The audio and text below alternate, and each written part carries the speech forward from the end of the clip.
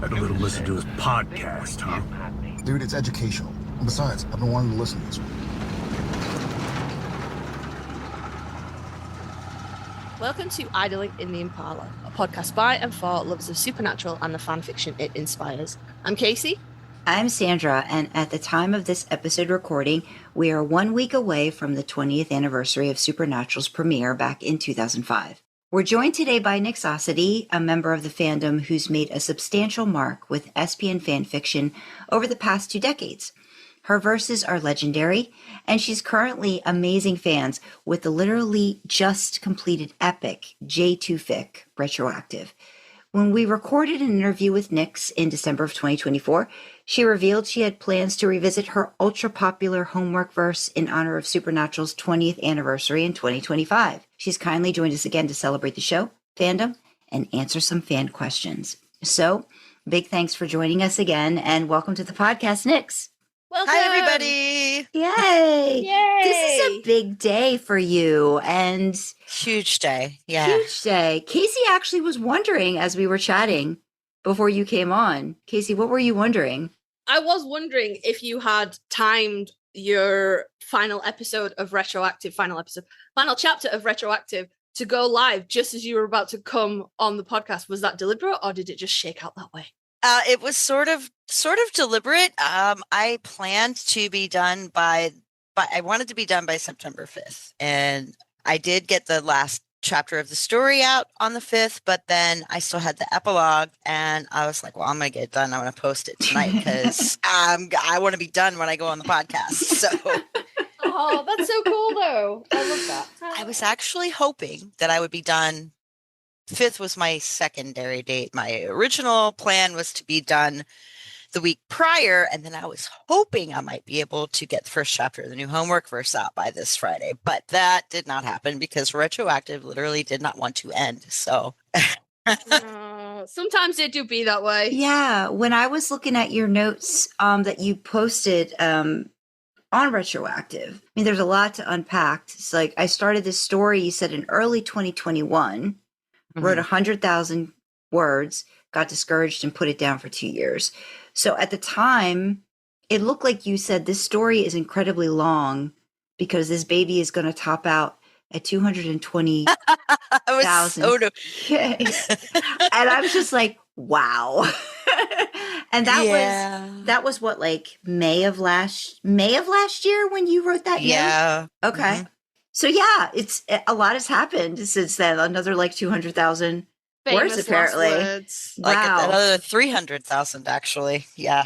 I wanted to kind of pull in because we did ask some questions of people in our Discord because Retroactive is like just this big thing that we want to talk about. I kind of wanted to jump around in my notes and kind of like maybe get into that first. And one of the questions that we have is from Sal Salmondine 76. And basically, it's first, congratulations on completing Retroactive. Second, how does it feel to have spent almost 4 years of your life, from initial conception to the final chapter being released into the world, wrapped up in a single 430K monster of a story? And would you ever do it again? I need to know, 4 years on a story. Is this not something, is this something completely different for you that you've never done before this long on a story, or no? Well, if you count A Touch of Evil, I started that in 2009. I was going to ask about that one too. I'm excited to talk about that one. I saw your note and I'm like, most people don't ask me about that one or Superposition. So I'm excited to talk about both of those. Yeah. But yeah, it's if you count A Touch of Evil, I posted the first 3 chapters of that in 2009. And then I just lost all will to write the story. And I picked it back up in 2017 and I finished it by early 2018. So I did go back and finish it because it haunted me. So no, it's not as long as A Touch of Evil, although to be fair, I wasn't thinking about A Touch of Evil all the time. And I was thinking about Retroactive quite a bit during that time period before I finally dug back into it. I remember you talking about this just briefly, like the last time you were on with us. What gave you the idea for this story? Right. So I work in a comic shop Mhm. and I order the comics, and there was this independent comic coming out, and the summary for it was time traveling assassins. And I went, that's really cool. That sounds like fun. I'm going to order a Mhm. couple copies. Mhm. And then the book came out and I started reading it and I went, well, this is crap. Aw. It was not good. They were just literally falling through different time periods like dinosaurs and all these things. And maybe eventually they got to why these two people had a rivalry, but they were basically the first whole issue is just them falling through time and fighting each other. And I'm like, Mhm. that's not that interesting. And then I was like, man, it could have been so cool though. They could have done this and they could have done that. And I went, I think I have an idea for a story. So Mhm. that's where that came from. Mhm. Literally came from the 3 words time traveling assassins. And look where we are now. Yeah. What got you discouraged though, like along the way once you got into the 100K?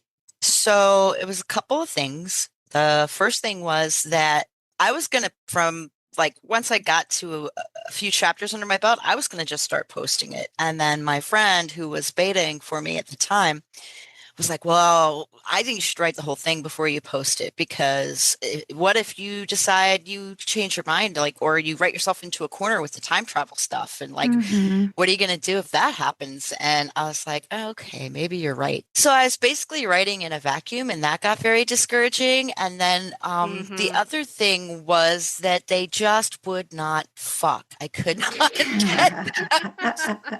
together. They just wouldn't do it. And I Mm. was like 12 chapters in, and I had thought they'd be together like chapter 7 or 8. And here I am. I think I had 13 chapters done when Mhm. I put it down or Mhm. thereabouts, and they Mm. still hadn't had sex. And I'm like, this sucks. I'm writing in a vacuum, and the characters are not doing what I want them to do. Right. So I Naughty just got characters sit in the discouraged. no sex corner and wait.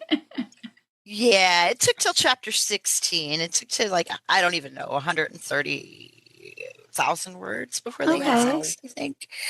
Yeah. So you talked about the vacuum part. So even though you had someone that was helping, I guess, like with bouncing ideas and different things like that, were you wanting to get that reader reaction too? Like, because I think you mentioned the vacuum part before when we talked as Yeah. well. So Yeah, what I was had. it? What was it about needing that for this story? Was it this story in particular that really felt like it needed it? This story in particular, because this story in particular, because I intended for it to be much shorter than it is, obviously. Mm-hmm. And I thought it was going to be more of like an action thing and like with a romance thrown in. And then it turned into this thriller suspense mystery.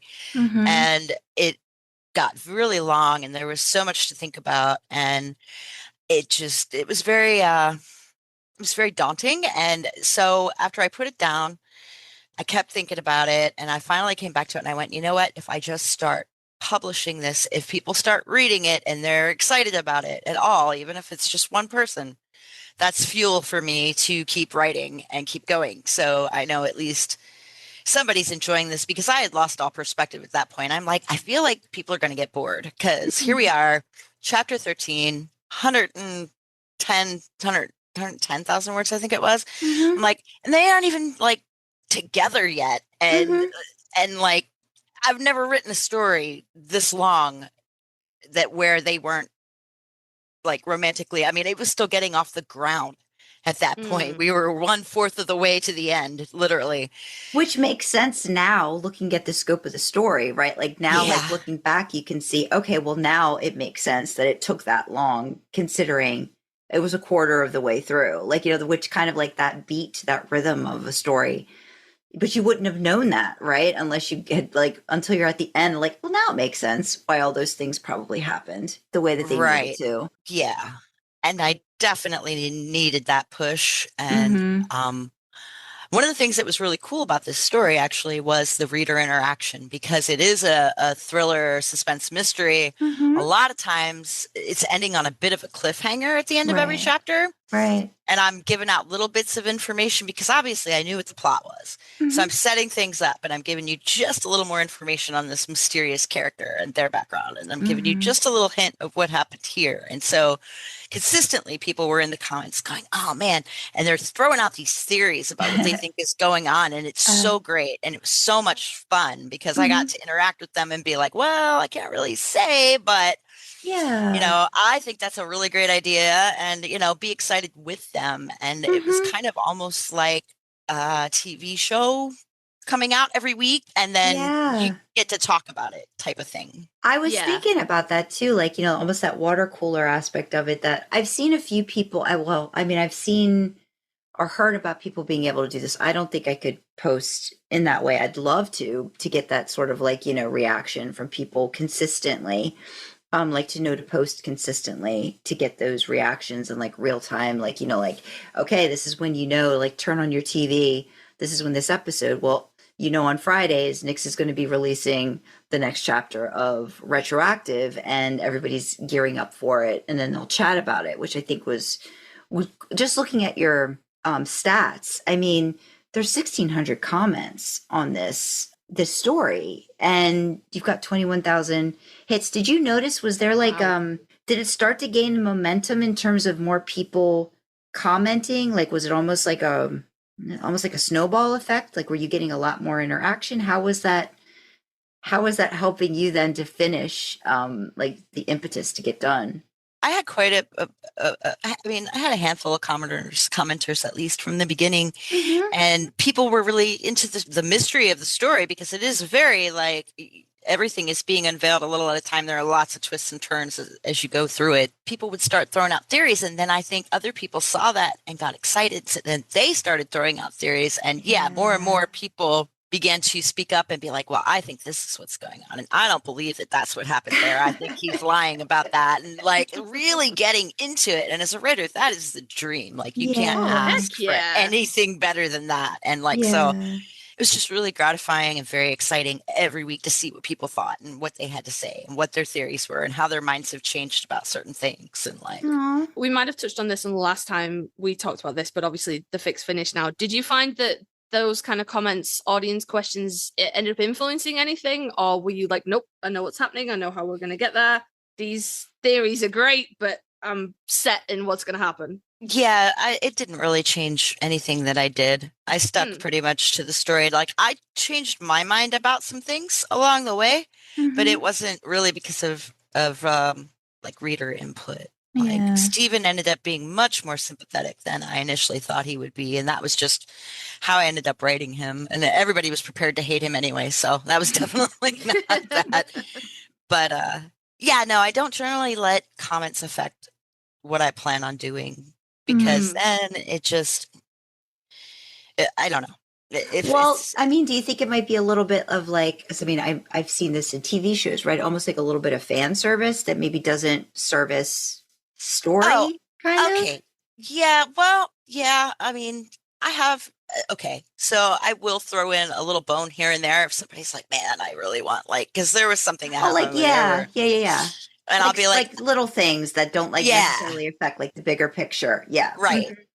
I'll do that, like no problem, but I'm not going to change my whole plot because somebody said something because I have a plan, and unless I get to a point in that plan and realize the plan is stupid and change my mind, I'm going to follow the plan. So did anybody kind of figure out what was anybody really close, or did anybody get it and you had to like be like, oh shit, somebody got there it? was one girl that I don't know her. I never really talked to her outside of comments on this story. And oh my God, she was throwing stuff out early, and she was like, this is what, and I was like, oh my God, she is so close to like what is actually going on. But I had to play it down and be like, that's a really cool theory. You know, like I really like that idea. I'm like, but you know, if that was true, then this would have to happen. And I had to play it down. But there were a couple times when I finally made reveals that I I would go back and be like, hey, I haven't seen any comments from you recently, but I think you might be really interested to read this chapter. Oh, yeah. And she like commented on the chapter anyway. She's like, oh no, I've been reading. She was like, ha, I was right. And I'm like, you were totally right. You were scarily right about a lot of things in this story. Like, Oh, that's Please so... get out of my brain. yeah, exactly. I was like, apparently she's got like a beam straight into my brain because Aw. she knew a lot of things. And the things that she wasn't 100% right about, she was very close. She was getting very much in the area of where I was going with it. If it wasn't exact, it was very, very close. And I was like, geez, man, how's she doing this? Oh, that's cool. That's great, though, to get that, like you said, to be able to get that interaction with other people that are reading it, you know, Oh, like for sure. real time like that. And there were other people that got a few things right as well. But she was the one that really stood out. Has this kind of given you more motivation to try to write, as Salad mentioned, do you think this sounded like this was accidental, right? Like a 430K fic. Yeah, an accidental 430K fic. It doesn't seem possible, does it? And yet, no, and yet here we are. Yeah. But do you think that has this filled like, has this given you sort of like that jolt back into like, I don't know, writing in this way with reader interaction? Because you keep, I don't know. I guess I keep focusing on the whole vacuum part. And I feel like, is this something you might try to do again? Or is it really just going to depend on if a story hits you and it's like, I want to pursue this kind of a thing? Right. Well, I don't know if I'll ever post a story weekly again. I don't know if I'll do that again. I would love to, because it did kind of generate that new episode or new chapter type feeling. And it definitely put me on a deadline. And once I caught up to myself, which has been about the last, I think, 4 to 6 months.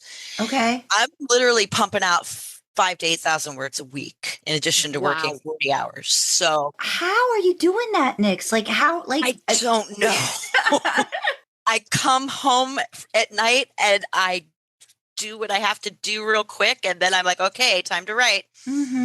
And then I just sit down and I started writing, and I would just write until I got too tired. Then I'd be like, all right, time to go lay on the couch and watch some TV and fall asleep, and then rinse, repeat. And then sometimes I'd be like, okay, I know what's happening in this chapter. I'm a little bit ahead already because the last chapter got long. I'm going to take a night or two and just, veg out and do nothing. And then I'd be there cramming on like Wednesday and Thursday night. And most of the time, right up until the end, I was still getting it out every Friday. Wow. And it was rough. Let me tell you, it's been my second job. This story has been my second job. Like every time I am not working, I'm like, I need to be writing. And if I'm not writing, I'm thinking. Did you dream about this stuff like in your brain? Not that I recall. Okay, I don't remember my dreams a whole lot. I think, I don't know, like me, like being that invested in a story and like working on it all the time, I would think like, it would just be in my brain. I couldn't get rid of it. I'm sitting here being like, my brain could never commit that fully to being like, nope, we got to release an episode a week, so that means a chapter a week, so that means we got to write a chapter. I would just be like, meh, it'll come out when it comes out. Like the dedication is.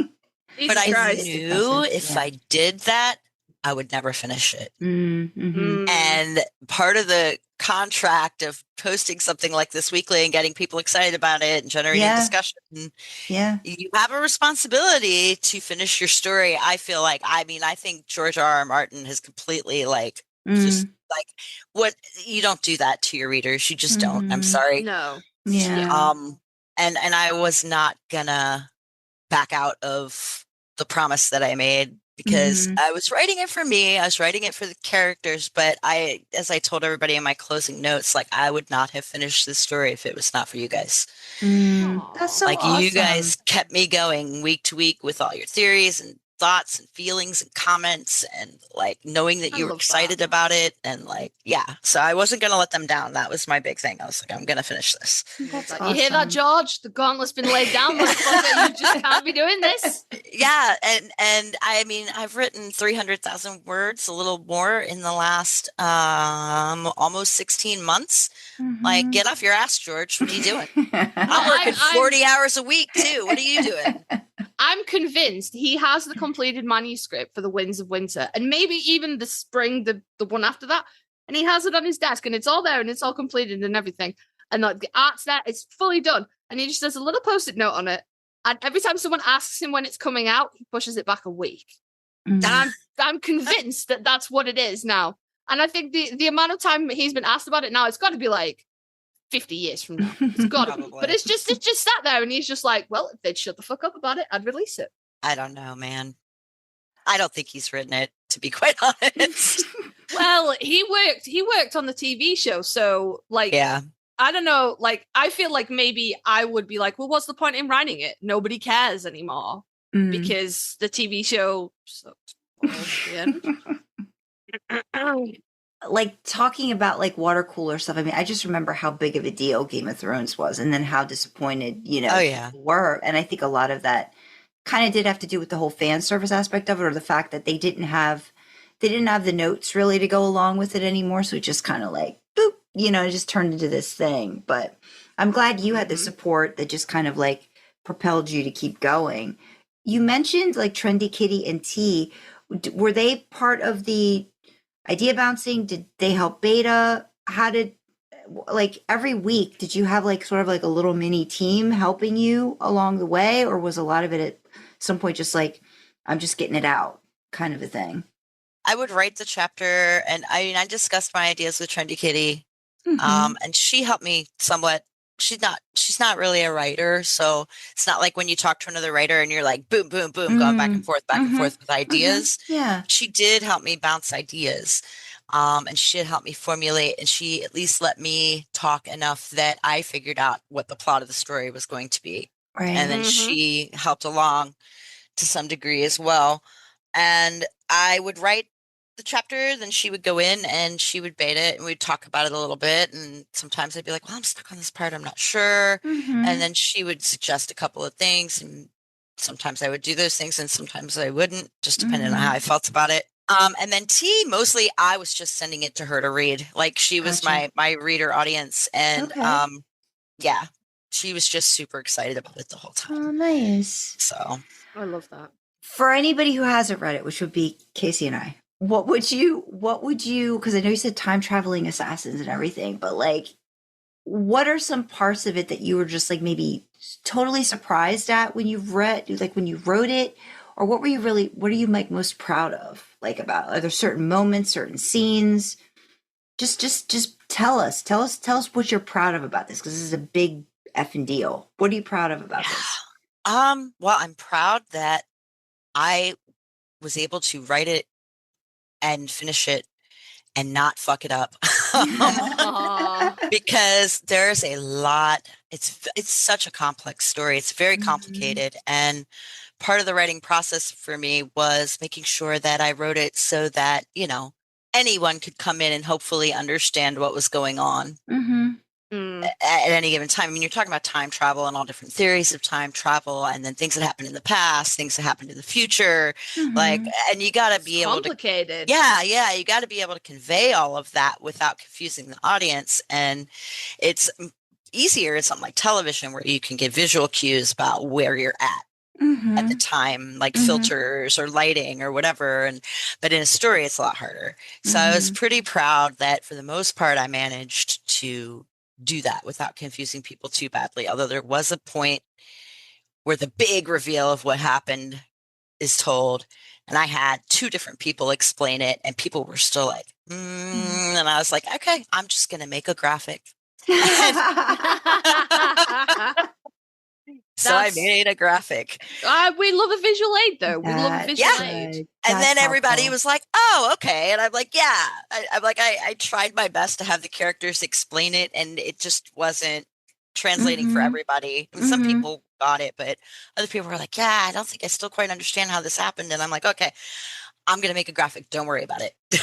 Yeah. So I did. Visual aids are helpful for people. Yeah. Love a graphic, love a flow chart. Talk to me. Tell me these things, because I'm like, so yeah, sometimes it just makes more sense if you can visualize it. And like you say, you're very limited in what you can do when we're talking about words on a page. Like you said, you can't do lighting or a filter or anything like that to try and distinguish these things. I mean, italics can only take a person so far, really. Yeah. But I am really proud of how I told it and how everything, I revealed everything a little at a time, such that it made sense, but not enough for you to get the whole picture until I revealed the whole picture. And then in retrospect, you go back and go, oh, okay, well, clearly that was what was going on. It all makes sense now, but you probably wouldn't have figured it out, even if you, because my brain is such a complicated place. The story, again, is very complicated. So, yeah. I would say complicated in the best of ways, because even though I haven't read Retroactive yet, I have gotten, since we last had you on, I've been reading a lot of your stuff, and complicated in the best of ways. A lot of your work I'm just like in awe of, in terms of how that comes about in that brain of yours.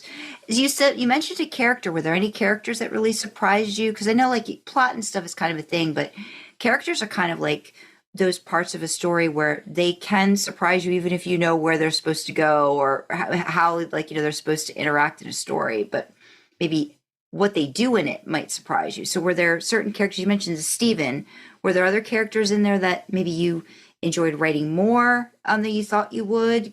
Towards the end, I only wrote from Jared and Jensen's perspective for most of the story. And then towards the end, we get into, because Stephen plays a very, very big role in what happened initially to get things to the point that they are in the current story.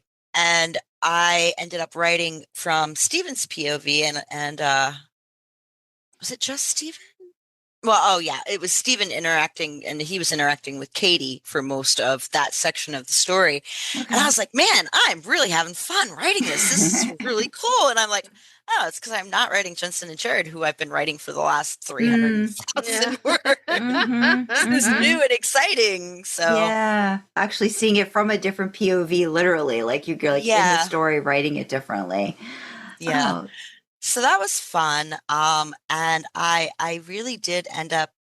So in the beginning, I knew what was going to. I'm trying not to spoil it for you guys. No, it's okay. It's okay. Yeah, and I mean, I can cope with spoilers. I can. For me, though, I think it's going to be the journey most of all. Like, because I don't think knowing, like, whatever you want to share with us. But for me, it's like, I feel like this is going to be a journey in and of itself. So even if you kind of like get an idea of what's going to happen, it's not going to change it. Yeah.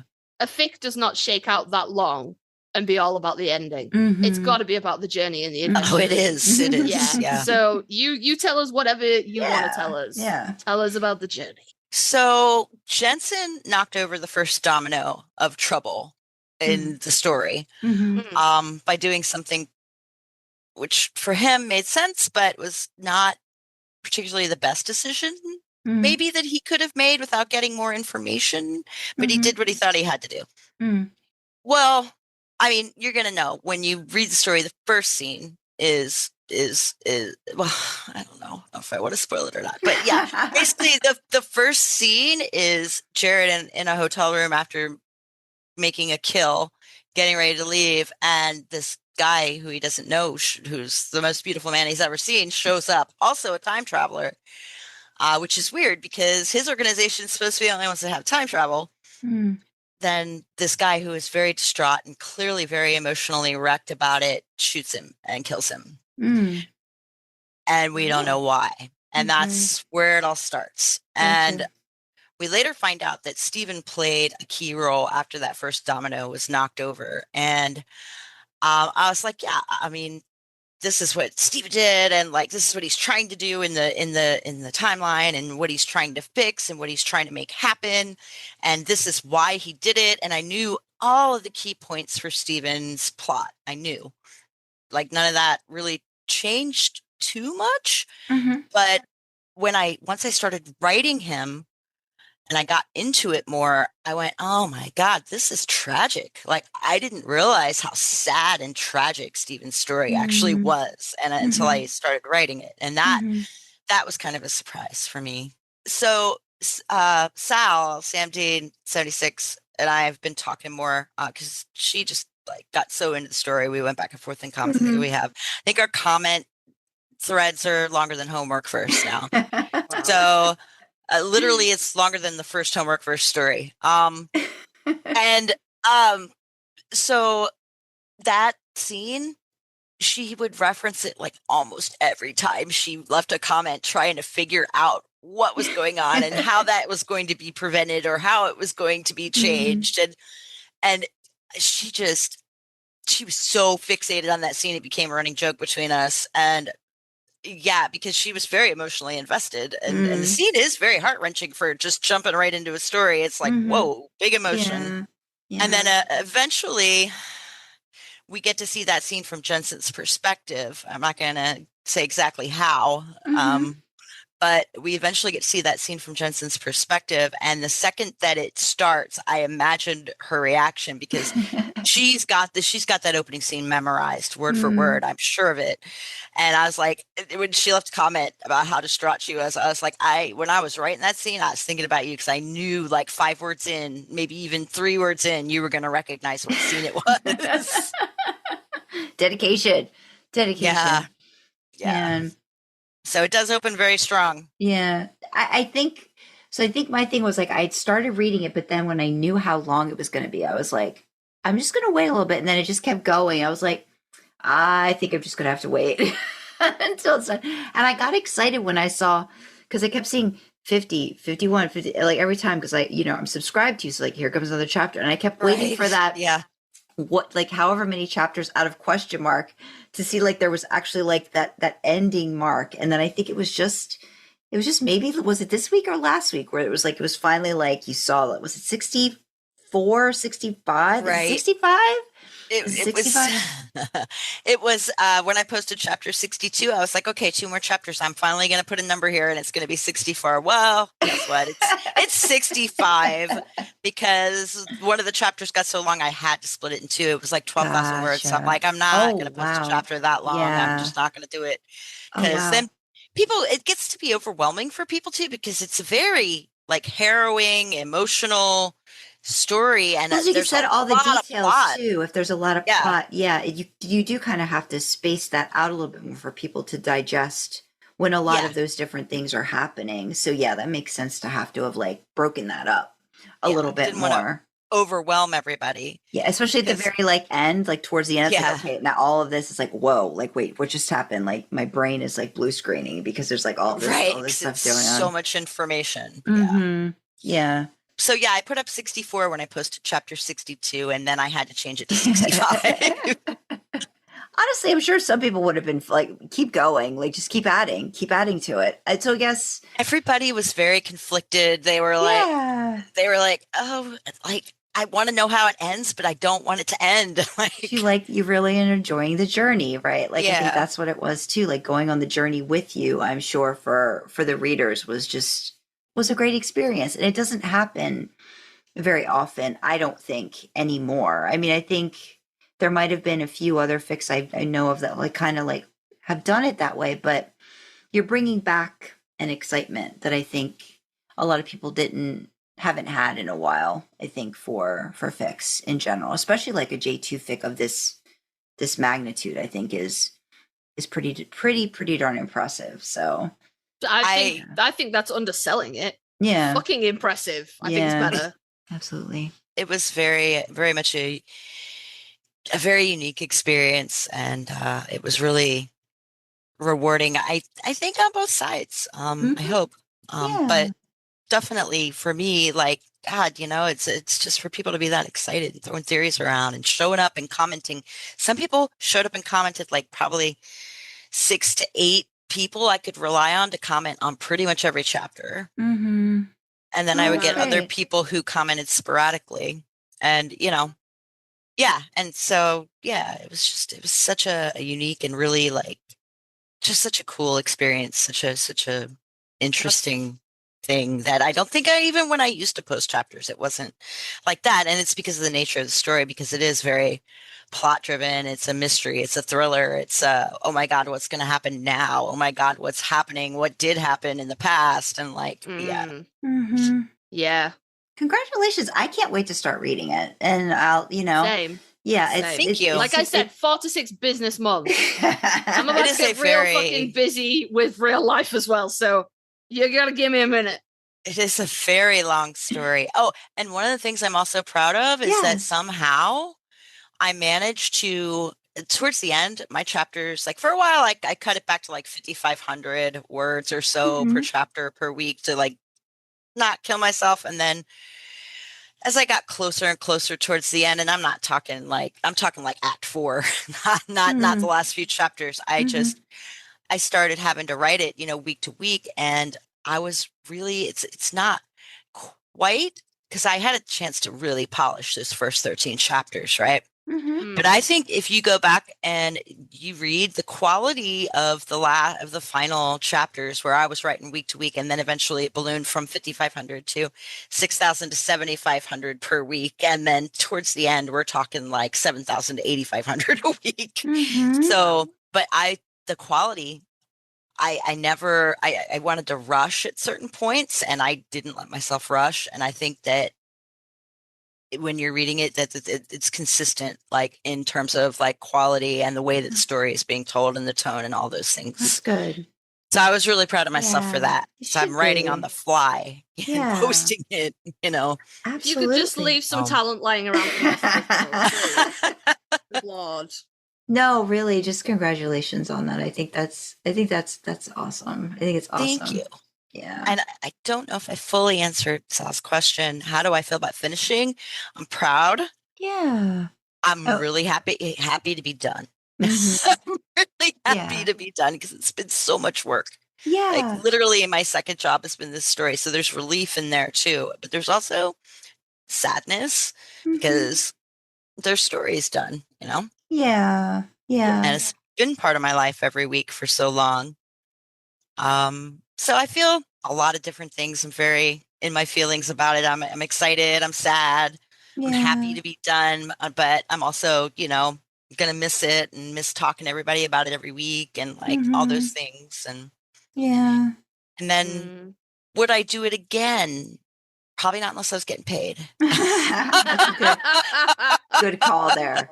That's a good call. Yeah. You'd be like, Probably no. not. Yeah. Second job, bitch wants second job money. Fuck yes. Yeah. Affectionate, But obviously. now I know I can do it, though. I have proven to myself that I've written the equivalent of 3 to 4 novels in the last 16 months. So Absolutely. I have no excuse not to write one in the next year and a half. So Absolutely. Well, I mean, if you wanted to, you could change the names, fudge some details. Yeah. It's all already there. It's a male romance, though, and that's very niche. So I don't know. I think you'd be fine. It's coming up, though. It is coming up. It's getting more popular. It's true. Yeah. So my thing is, I mean, you mentioned, missing, like maybe writing about the characters. Is this a situation where you could ever imagine yourself going back and writing about them? Or do you feel this is a done story? It's not like homework verse where you could pick apart like little moments or stuff like that you could go back to. So there was a lot that I didn't get to include. I wanted more, I wanted some more like domesticity time of like, I wanted them to go time travel to beautiful places and go on dates and like, visit important points in history. I wanted Jensen to kind of show Jared what time travel could be like, because the people Jared worked for kept him very restricted. He was only allowed to go on missions, whereas with Jensen, they can go anywhere that is like open in time, because you can only go so far back. But the further back the time goes, it becomes sealed shut and you can't get to it anymore, basically. I made up wobbly, timey-wimey stuff. Yeah, I made up a lot of rules. Like the world building in this story is crazy. The time travel rules, how it all works, like that was it was fun, but it was also like I had to think about it a lot. That makes perfect sense, though, from like a sciencey, physicsy kind of like concept of like the faster you go, the slower time moves and stuff like I know about physics. Don't but like so that does make sense. Like if you go too far back, then it's like all the energy if you fuck something up and it's got fixed and that Right. makes sense. I'm with you on the science then, Nyx. I'm with you. It makes perfect sense. Well, time has to protect itself, you know? Yeah, exactly. And you've got to like at a certain point, you're gonna reach a period in time when time travel has not been invented yet. And again, I realize that's a paradox, but like you cannot just be rocking up to the dinosaurs like, what up, bitches? That's gonna upset things. That's pretty gonna much cause a problem. Yeah. No, I'm fully nobody at me about my physics knowledge. You don't even know. So there were a lot of moments I didn't get to do that I would have liked to do. A little more downtime with them, a little more romance, a little more falling in love. I wanted to explore the place where they were living more, and it was just such a neat setup that I came up with, where they were living in this basically base of operations was in this old hotel out in New Mexico that used to be a Western amusement park hotel, and like it's abandoned, and like Jensen owns it now, and it's just a really neat space. And it's, you know, they're back in 1973 and the park had just closed like 5 years before, so it had kind of that old retro feeling. And they're like, it's just like I wanted to do a lot with that, and I wanted to do more with the cat that lived in the hotel and just like, and I didn't get time to do any of those things. And I would love to do those things as like little short stories, but there's nowhere in the narrative that they could fit, because literally we're going from moment to moment, day to day. There's no time jumps. There's no 3 days later. There's none of that. It's definitely all moment by moment by moment by moment. That's the momentum of the story. Gotcha. However, the way that it ends, I have had a couple people be like, "Have you thought about a sequel?" Like, not pressury, but like, but like, I don't want to let this, you know, universe go. And I'm like, I feel that. God help me, I have some ideas, but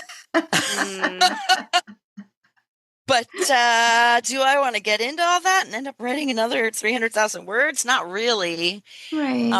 But maybe, you know, I think a timestamp at some point. Yes, I will do a timestamp so we can see where these guys are Good. a little later on. Yeah. Yeah, I think when you spend that much time with characters, you know, they'll get stuck with you one way or another. It's hard to let them go. Yeah. Definitely is. Yeah.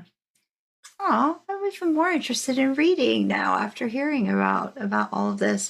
That's just great. I love it. It's definitely an epic, star-crossed soulmate reaching across time for each other kind of story. So it's hard sci-fi, which surprised me how hard sci-fi it was, but it is all built around the romance. So, well, as long as that part's good enough, you got me too, because then I'll go along with whatever. You know what I mean? Too, like I'll go along with the ride. So it's like if it's written well and it's got me engaged. Less physics questions than I. Yeah, I'm just like I believe you. I'm up for it. Whatever you've got going on in your world, I'll be there. I will understand it and be like, yes, okay. Diagrams are definitely helpful. I am one that will need diagrams, so I'm glad that you've got that. You've got those graphics readily available. Is it in the fic as well? It's in the story after the character that experienced it explains what happened. I then have the graphic after. Awesome. He actually draws it for them in the story. Oh, that's so fucking cute. Yeah.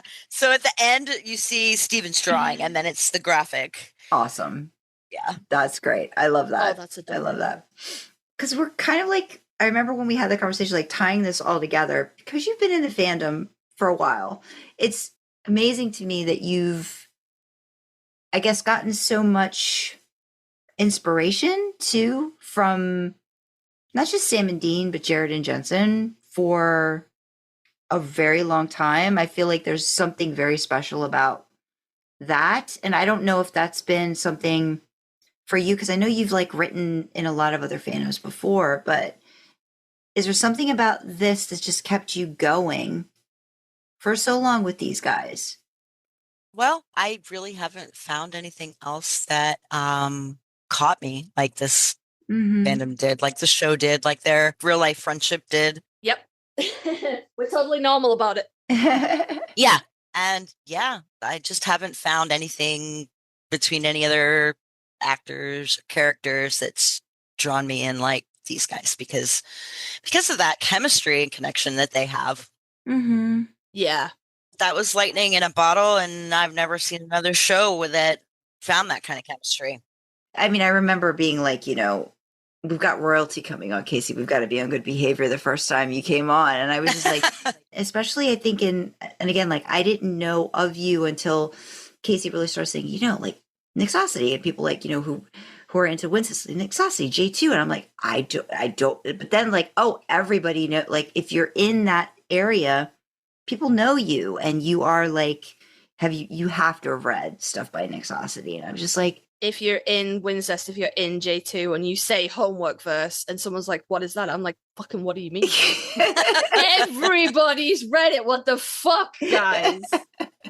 Are you new here? Yeah, like, did you join last week? If so, wait there. I got Yeah, feedback. here you go. Here you go. That's so funny. But this is one of the questions from Fictional Lemons kind of related to that. It's just like, what is it like being fandom famous? Because so many people love your work so deeply.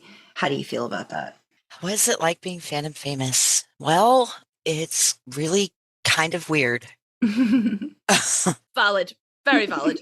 So I've been to a few cons over the years, not just for SPN, but for like Buffy too. As a writer and not so much in Buffy fandom, but definitely in Supernatural fandom. When I've gone to cons and people find out who I am, there's an audible gasp, and then I'm not exaggerating. And then they're like I don't know. People treat me like I'm some kind of rock star, and I have this very small glimpse of what it's like to be famous. Mm-hmm. Yeah. And then hopefully then we get drunk and then we just are hanging out and talking and everything's fine. But it's a little weird, but I mean, I'm very grateful and just flattered, and I mean, it means so much to me that people enjoy my writing that much, and that I mean, Homework Verse is definitely that story that everybody knows, and it's weird to me that it is, but it is.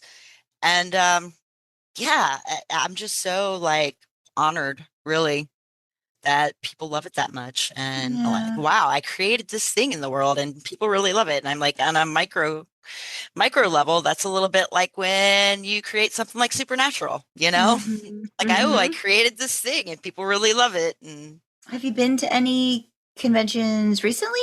No, I haven't been to a convention since 2014. I need to go again. The fandom aspect of it.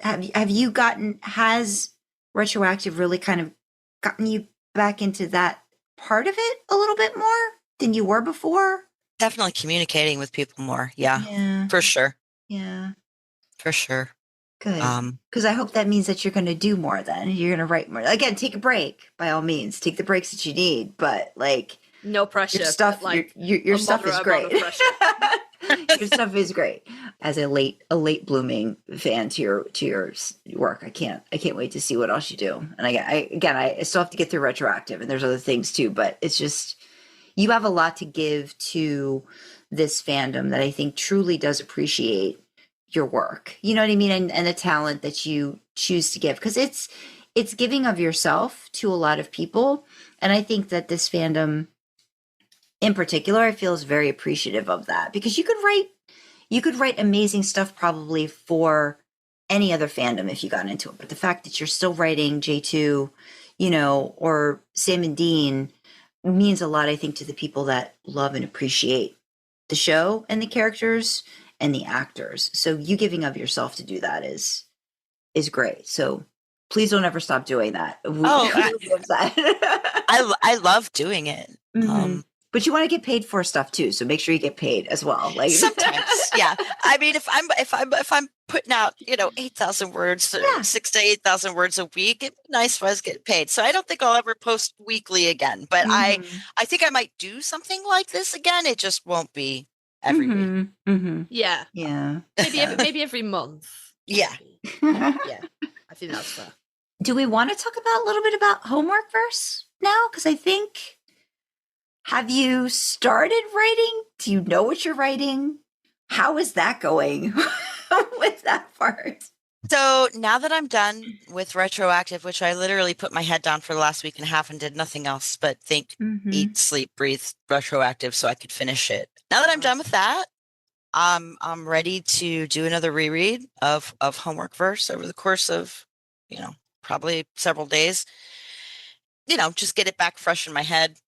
And I do have some scenes written already that I wrote.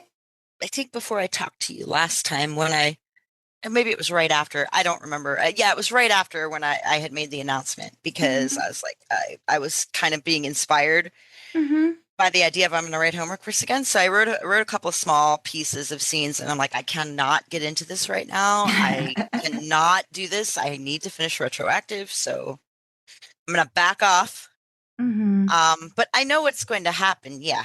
Okay. Good. I mean, can we get like a sneak peek about what it's going to focus on, maybe? Okay, so it starts out where Jensen is having a dream. It's pretty clear it's a dream from the get-go. And Chad's back in his dream. Yes. Yes. And Jensen's basically just like, why are you here? And Chad's like, I know, man. My agent said they had an option on the contract. I don't know. I thought we were done with this too. So like, what the fuck's going on with you now, man? And they have this whole conversation about it. It's really funny.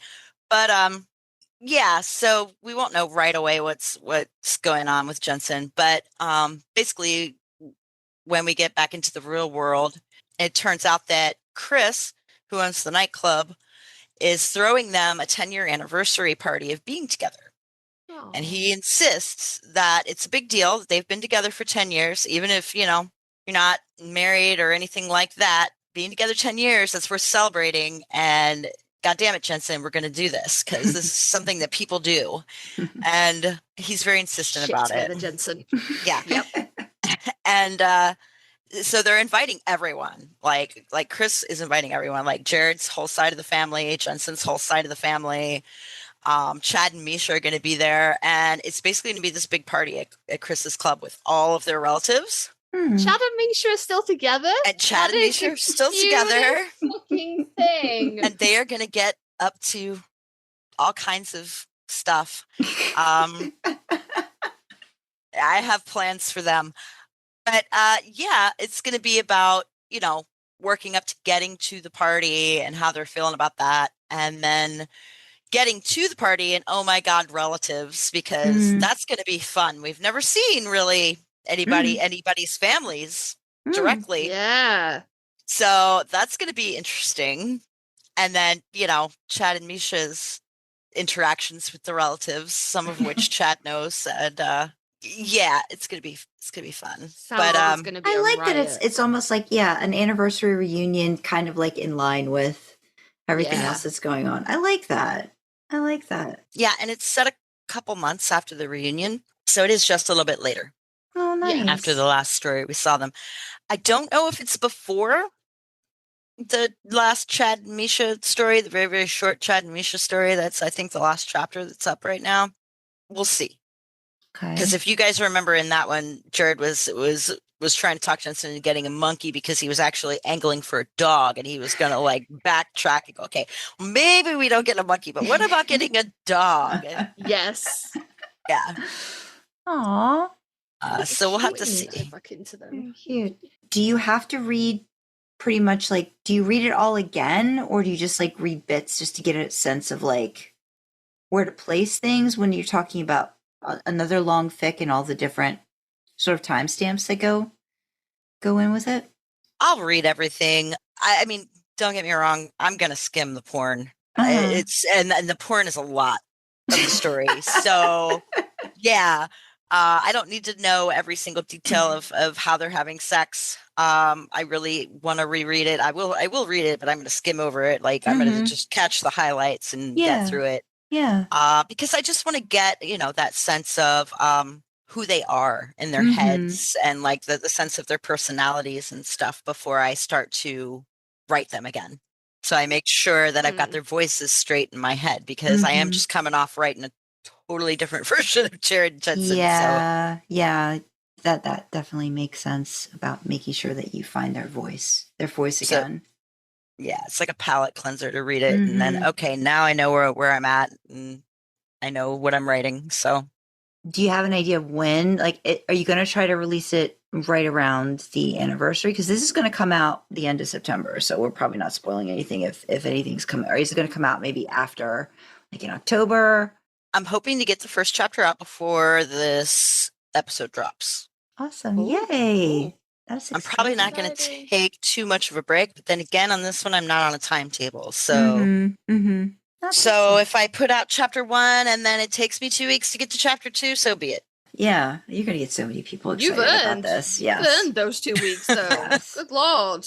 We do have some questions about some other fics. If we can hop into this from some fans. Can I ask a question first? Yeah, sure. This is related to another fic. Absolutely. Thank you. You're welcome. Oh, you're so good to me. So at Sandra's gentle and consistent encouragement, I will say, she was like, have you started this fic yet? And I was like, no. And she was like, have you started it yet? No. I think you'll really like it. Start the fucking fic. So I started fic. So I've started A Touch of Evil. Okay. And I really I love Dexter up until season 4. Don't talk to me about after. I mean, we can talk about seasons 4 to 7, but don't talk to me about 8. I want to talk about that. Okay. Feelings about the ending of that show, but this is just a personal question for me, so we don't have to include it. But like, there's not any of that weird vibe that Brian had in the show, right? Because he was weird and I was uncomfortable about it. And if Jared is going to be like, if we put Jensen as Dexter and Jared, Jared is basically Brian, yeah. Okay. They're just not brothers, but yeah. Oh, okay. All right. Okay. I'm still gonna read it. But at least now I know. Because I don't know, it was just like, it was kind of like incesty without the incest, and I would have been like, you know what, I've been happy if you guys fucked about it though. It's weird. Oh, they fuck about it, but they're just not related. Oh no, I mean in Dexter the show. Dexter the show. Dude, I was ready to be like, just kill Deb and run off with it. Man. What are you doing? Like, I mean, like, I would have respected that a little bit more. Yeah. The dancey. Like, you know, I was just like, I would have respected that a little bit more. I was just like, we could just like, we like, have you considered that you could just fuck about it though? Because like, this is uncomfortable for everybody.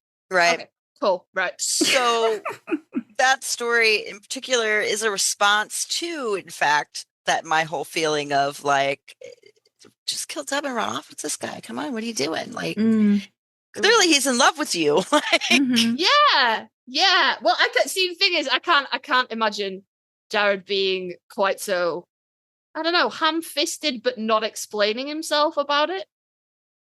Because I don't know, I just always like, Brian was clearly like, let's fuck about this. But then was just like weirdly pushy, but not in the right ways. It was strange. Like the whole inviting himself to clean up the dad's house. And I was like, just fuck about it, bro. Yeah. You're being weird. So, okay. No, it's not like that. Okay, good. Like, because I had no problem. Obviously, the story's written and you don't care what I think about it now anyway. But like, I had no problem with Jared being the Brian to Jensen's Dexter, but I was like, please don't be weird about it like it was in the show. I realized that it was like 2005, 2006, and Game of Thrones hadn't walked yet. So we couldn't fuck about it. But like, please. But I'm excited now. I'm excited. Yeah, no, Jared is very charismatic in the story. He's not creepy. Well, I mean, he is kind of creepy because he's a serial killer. Spoiler alert. If you hadn't figured that out. Because Kasey started on Touch of Evil, I guess maybe I'll like segue into just like some of my thoughts about it too. But you mentioned with Touch of Evil that so you started that one, then you stopped it. You didn't get back to it for a very long time. What was it about that story in particular that just kind of like, did it just not grab you anymore? What was it about that story in particular when you were writing it? Oh, so my two closest online friends that I bounced everything off of, and I had a falling out, and after that I just couldn't do it Oh, anymore. okay. Oh, Okay. Yeah. okay. Yeah. That makes sense. They were my cheerleaders, and after that, I was just so crushed. I was like, "Yep, well, this story's not getting finished anytime soon, if ever." Mm-hmm. Mm. What I loved about that, because I mean, obviously, yes, it's based off of Dexter, but you managed to take, and I don't know, to me, this is just like the characteristics or what Jared and Jensen give us of Jared and Jensen. I thought you used so well in Jensen's almost kind of like he's not this standoffishness, but this like just very just like awkwardness that sometimes I feel like, he had at least in the beginning when he was like, figuring out his persona. It felt like you were using that to me in such a great way. And some of the scenes in his head are so devoid and it's so amazing how you stripped away so many things in that character and really made you just get why he was the way that he was and why he wasn't able to connect. And there were so many moments of that. But then taking Jared's sunshine demeanor, right? And then just kind of flipping it. I mean, you know what it's leading to, like right away. Like, I mean, it's easy to see that they're going to come together, but the how and the why. Yeah. And your descriptions and the way that you write scenes, it is like you build it in a way that's not, you don't spend 5 hours talking about the fucking door, but you put just enough into the scene where someone can see it and feel it and sense it. And I thought that was one of your most, I don't know if visceral is the right word, but it felt like that to me. There were so many moments where you felt the cuts, you felt everything that was going on. It was so intense. So yes, it was just so great. Like, how did you write that and then just step away from that? Was it easy to do when you were writing it? And then you're like, okay, I'm done now. I'm going to go have dinner. Like, how was that? Yeah, I was talking to Sal a little bit about this the other night about how difficult Retroactive was to write. It was literally like being in labor for 15 months. None of it was easy.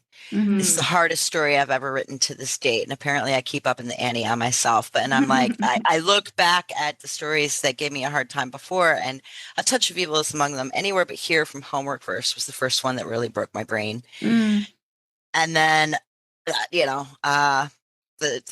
A Touch of Evil really, I had such a hard time writing it because I did have to very much get inside Jensen's odd, not entirely human perspective. Yeah. And it was hard. And it's also a very deeply, his perception of things is, because it's told, I believe, solely from his perspective.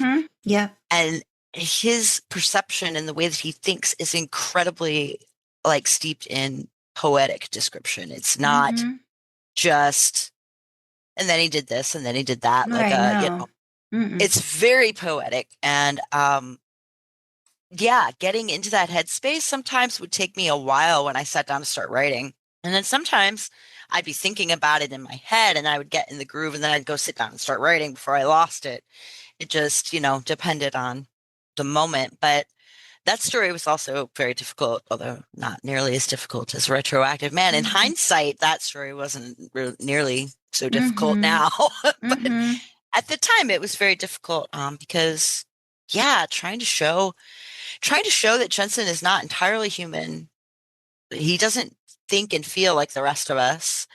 And you get that very clearly from being inside his head. But at the same time, I'm trying to make him sympathetic to the audience, to empathize with him to some degree. And basically, I'm trying to get you to empathize and understand this alien creature. And it was hard. Now, sometimes I get in the groove and, then once I was there, But yeah, there's so many. I mean, I don't know. I mean, I've read a lot of your stuff, but maybe, would you say this is sort of like maybe like you're dipping your toe right before like Retroactive? I know it's not about time travel, but the thriller aspect of it, there was a lot of different twists and turns and really just kind of keeping you on the edge of your seat with cliffhangers, at a lot of the end of each one. Like, I just felt like if this was like baby Retroactive, maybe like, this is like prepping you for like what you were going to do. You had no idea years later, like, you know, this Oh yeah. different pieces and how the characters are going to weave in together and all that stuff. Yeah, I would say absolutely it was practice for Retroactive. Although I would say Retroactive makes that story look not clunky because I think it did a good job with that story. But Retroactive definitely makes it look like, okay, yeah, this is where she started. I'm foaming at the mouth to finish A Touch of Evil and then get started on Retroactive. No, because there's, I mean, I don't know. When I was reading it, I was just like, Kasey, I was like, Kasey's gonna like enjoy this. Maybe because for so many reasons, I was like, oh, I'm not enjoying this moment, but I'm like, I know Kasey's gonna enjoy this and revel in this. This is awful and I hate it. Case, you're gonna fucking love it, bro. But no, I really did like the character aspect of Jensen. It was just so Psychopaths are inherently very interesting. Yes, nobody clip that out of context. No, but it was still just like just digging into it. Like, you know, it's not just a show, like getting into this person's brain. Like it felt like you had to have been doing like method writing, like method acting, like to try to just like get in there and then, you know, get back out, because man, it is heavy, it is deep, there's a lot of stuff going on. And I felt like the ending was it was tragic, but it made sense. And then it was like, of course, this is what life is going to be like now. Like, you know, but in this, it's just the development of it, you know, like the acceptance of it. And then what life was just, yeah, there was a lot. There's a lot in that. I mean, I think, Kasey, yeah, I can't wait to hear. And I'm sure Nyx can't wait to hear what you think of it. But I was just like, I was blown away by that fic. It remains, I think it is technically the best piece I have ever done, like in a technical sense. Because I had to write from a perspective that was entirely not my own, and I had to think, how would this person think about this, and how would they, Oh, good job. Yep. So now we're going to get into one of the questions from another, and I hope you remember all of these stories. So Soulless Puppy says, I'm a big fan of the Jealous Skyverse. Can you share some thoughts on Jess Moore, Jess/Dean, and Sam/Dean/Jess? Does Jess feel more like an OC to you, or were there details you pulled from canon to flesh out her characterization? Thanks. Heart emoji. Oh, okay. So, I mean, I think we all know we did not get a lot of substance from Jess on screen, sadly. She clearly loved Sam, and she liked to bake cookies. And I mean, I think when we see her in the scene as Lucifer, before we know that it's Lucifer, I think we get a little bit of a glimpse into how they communicated. But it still doesn't tell us a lot about her. So, so a lot of what I drew on for that story was, I thought, because in the story, she meets Dean first. And they end up, I mean, they're not like 100% exactly alike. She's still like a girl. She's not like a tough ass guy, you know, like he is, but they share similar interests. And like, you know, there's definitely similarities between them. And the idea was, it was supposed to be a one shot. You know how that goes. The idea was that before Sam and Jess got together, she had actually been with Dean. And then Dean went off on a case and didn't come back for 6 months. And she was very upset with him. Well, by the time he comes back, she had given him a key to her place because they had been seeing each other quite a bit. And that's part of why Dean ditched. And then he comes back and finds her with Sam, like literally walks in and finds them together. And so my thought was, you know, Sam growing up with Dean being his company most of the time, for him to be drawn to Jess, there would have to be similarities to Dean there. So she's not a clone of Dean. She definitely does her own things too, but she's into horror movies like Dean. They like similar music, but then there's things that he's never heard that she introduces him to that he's like, oh, this is cool. And like, so she's a little bit herself, how I imagine she might be. Like, I always imagined Jess to be like a really cool chick.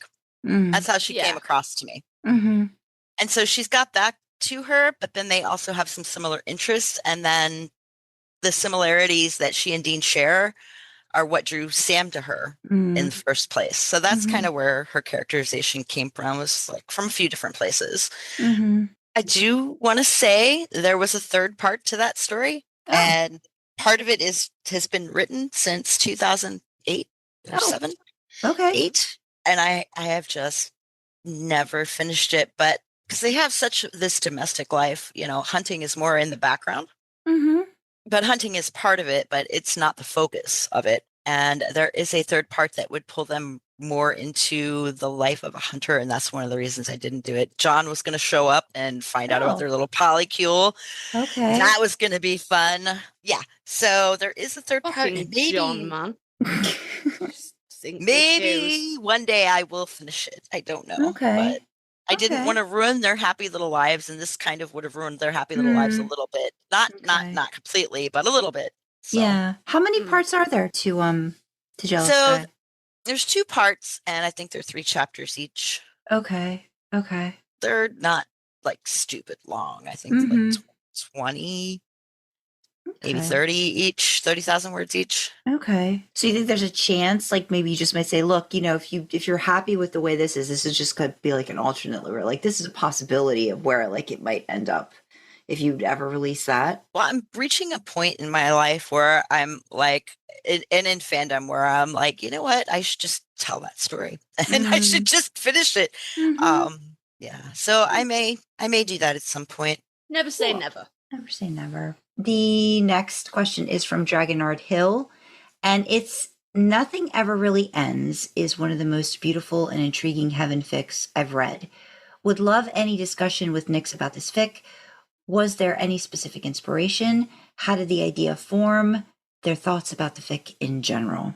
I love Nothing Ever Really Ends. It's one of my favorite pieces I've ever written. I think to me, for me personally, to my personal taste, I think it is a perfect ending for the boys in the series.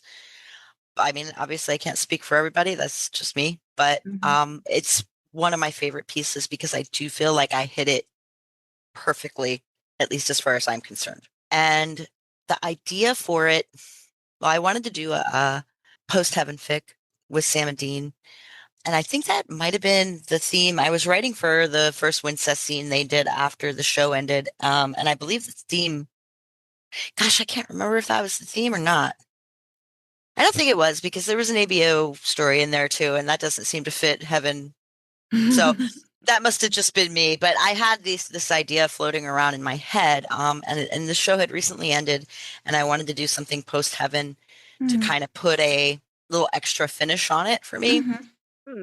Many, many years ago, my friend Regeneration wrote this story, and there was just this little bit of the story where, like, gosh, I wish I could remember now. I would have to go back and reread it. But where they were kind of communicating through, they kind of became like, what's the word? Like in American Gods and like in Scarecrow, the gods on Earth are powered by the people that worship them. Oh, type thing. Deified. Yeah. They kind of become like that.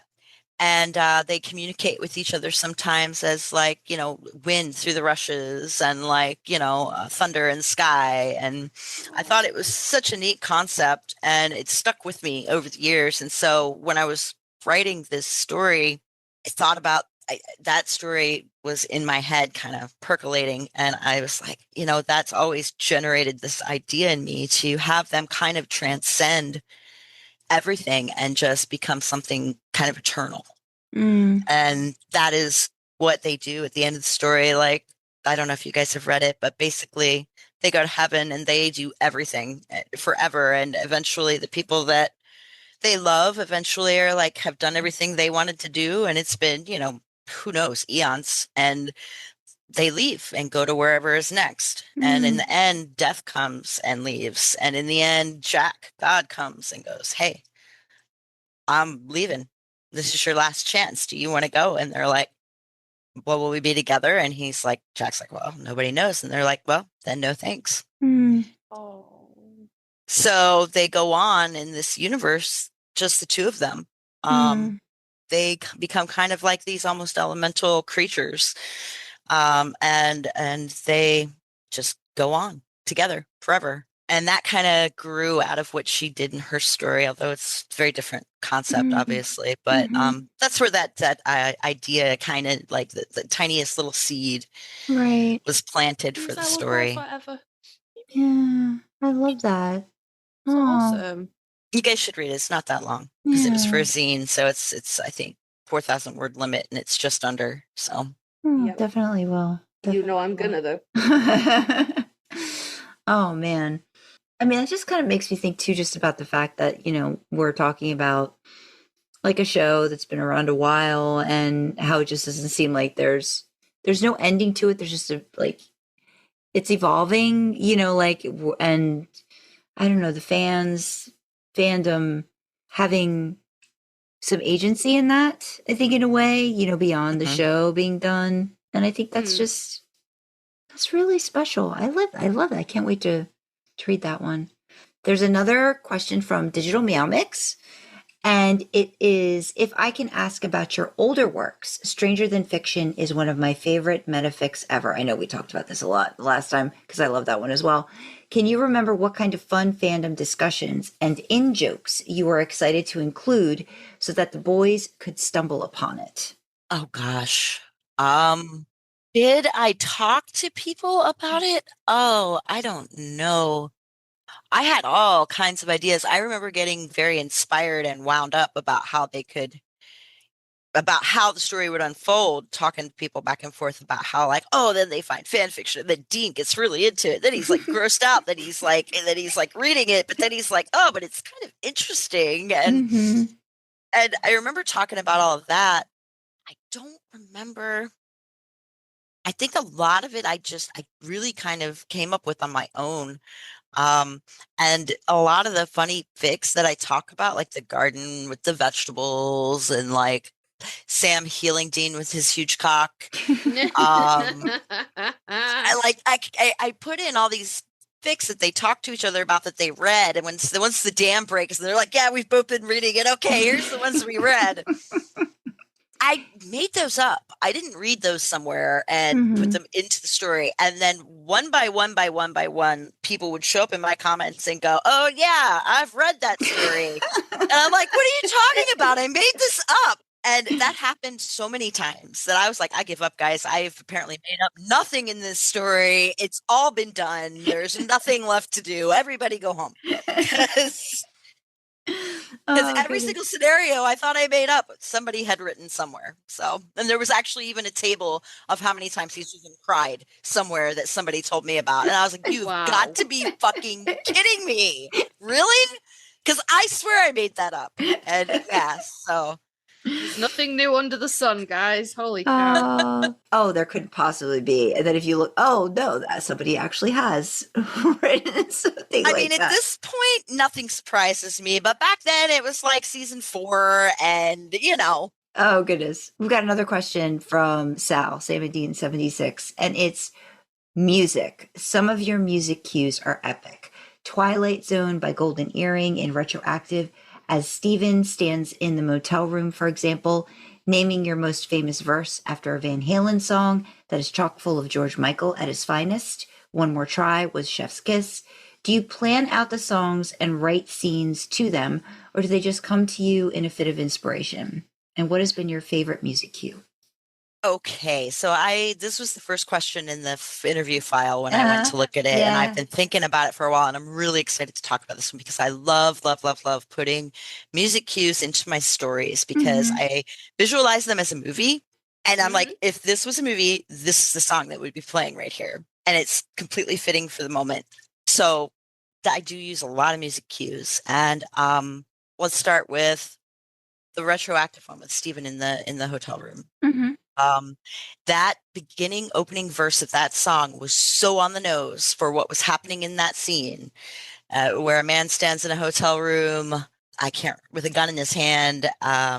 It's fate is laughing at him. It's 2 a.m. And like that was it's something like that. That was so on the nose of exactly what was happening in that scene that I almost didn't do it. I was like, oh God, that is like if it were on the soundtrack, it would make sense. But for it to be playing on the radio in the background, while he's there, and for him to go, God, fate probably is laughing at me right now, because he was standing in a hotel room with a gun in his hand, questioning his choices. So yeah, that was very on the nose, and I almost didn't do it, but it was so good, it was so perfect that I couldn't not do it. I had to do it.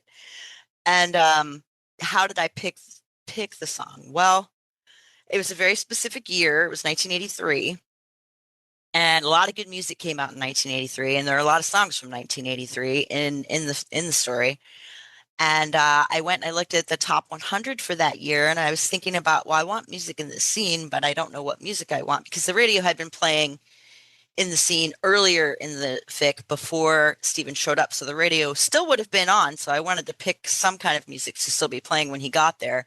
So I went looking, and I saw that one on the top 100 for 1983. And I went, ooh, that's such a great song. Let me go look at the lyrics again. And then I went, oh my God, that's perfect. So that's how that ended up in there. For Homework Verse, One More Try. This is a really fun story that I've told in comments before. So the way that they talked about music in that story happened very organically. I've always been a real big George Michael fan. My now ex-husband, when we were together, he had me Listen Without Prejudice. It was one of his favorite albums, and he had this whole story of how he just went in and saw the cover and bought it. It was like, George Michael, well, whatever, the cover's cool, I'm going to check it out, and then fell in love with it. And so he played it for me, and then I fell in love with it, and it became, kind of a thing with us, one of our favorite albums. And when I was writing the story and they were talking about what kind of music that they enjoyed, George Michael was one of the first things that came to mind for me for one of Jensen's favorite singers. I knew that at the prom scene that I wanted to have a George Michael song play, because that was just going to break both of them. After they had that conversation about George Michael, I'm like, it has to be a George Michael song. And in my head, I was like, yeah, it's probably going to be Kissing a Fool, because I mean, that is a sad song. It is a great song. I'm like, but I can't think of anything else that would be more fitting. Well, my brain sometimes does really cool things, because that was kind of what I was thinking in the back of my head. But as I got closer to the scene, I went and I looked back in the day. I had my music folders on my computer because I had everything downloaded as MP3s. I'm looking through the album folder, not for Listen Without Prejudice. I forget now what album.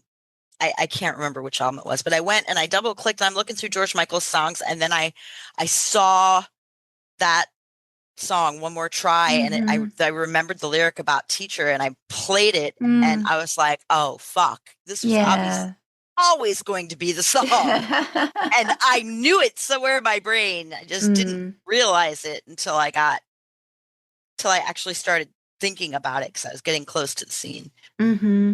So no, I didn't plan that from the beginning. It happened very organically, but I think my brain plotted that in the background without telling me. Yeah, Nyx didn't plan it. Nyx's brain was like, yeah, it was my subconscious doing stuff in the background and not telling me about it. Yeah. Do you ever, so I mean, because I know Kasey like gets inspired by like a certain song to write. Like, has there ever been like a song that's like inspired you to write a story in and of itself? Not that inspired me to start the story. Okay. There have been definitely songs that have inspired me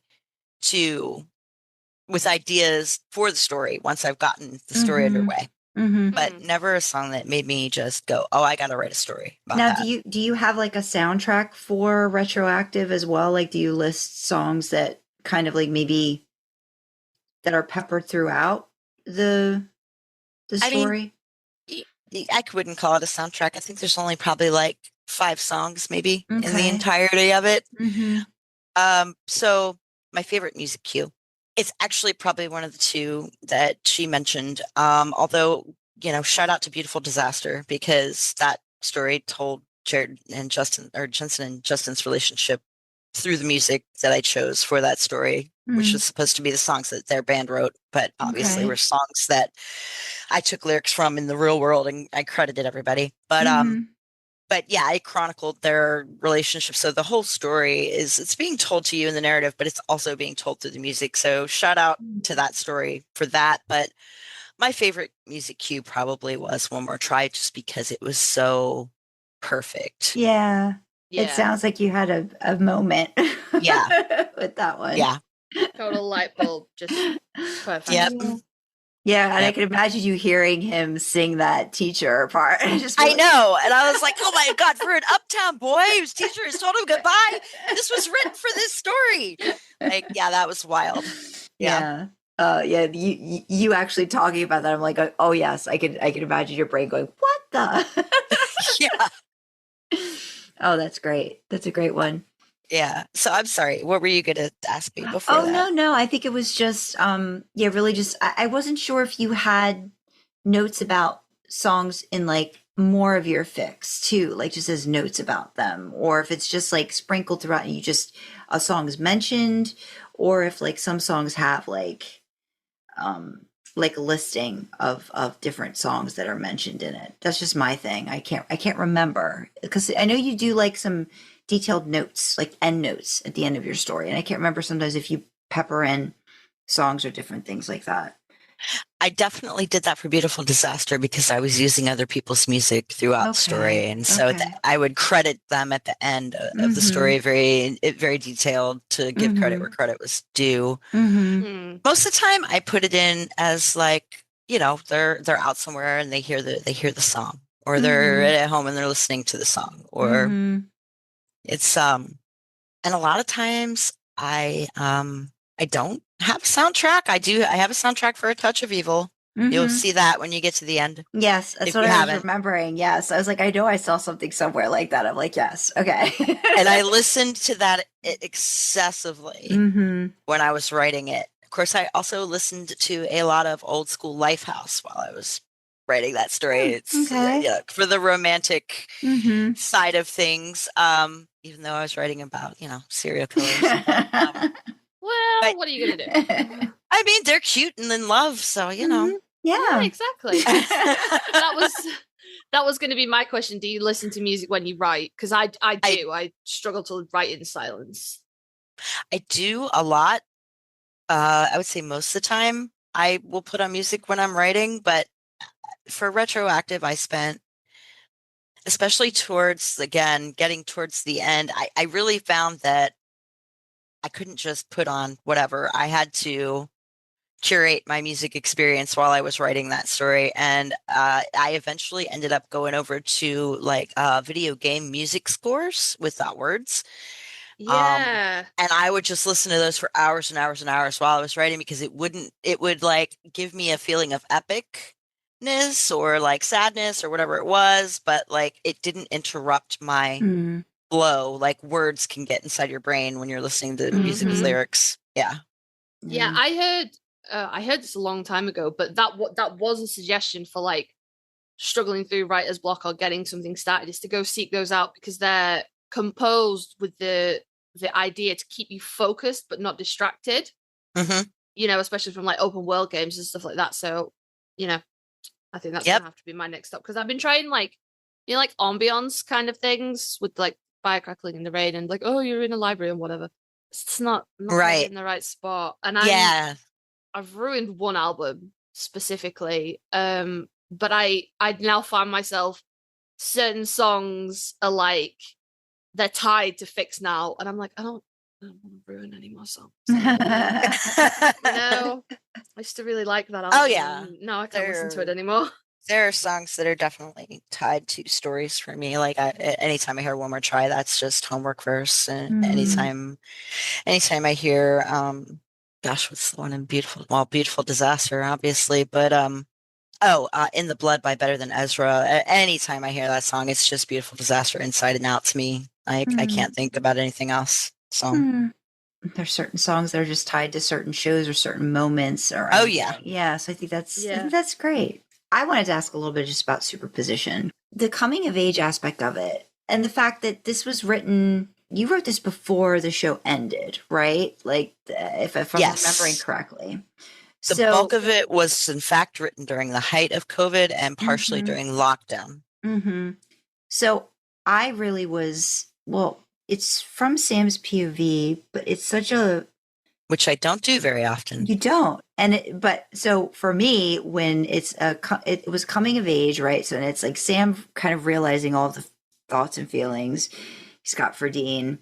And you weave this little case fic in, which was so great. And using the the monster in it to embody all of the things that Sam's coming to terms with and all of that. And then the heaven aspect of it at the end. But I was just, the way you described Sam falling in love and with Dean, like just the way he adored him and was just, it was just like, I was blown away by that story. I loved it was so heartbreaking, but then they come to terms with it. All of the different push and pull of like, no, we can't. And then the way you ended it, I thought was frankly so much better than the show before the show ended it. But what were your thoughts and feelings too, as you were writing it, knowing, you were kind of writing an ending to a show that was getting ready to end, that I'm assuming from all these talks we've had has meant a lot to you as well, and like giving those characters, take it or leave it, giving those characters justice, and like happy. What were your thoughts when you were writing that? My thoughts when I was writing that, I wanted to do, and I think I noted this in my notes of the story, was I wanted to do something that felt kind of old school. Supernatural fan fiction, like back in the early days of fandom, the way we would write them when we didn't know as much about them and things like that. And I wanted to do kind of a love letter to it, to the show. Yeah. Because we knew it was ending.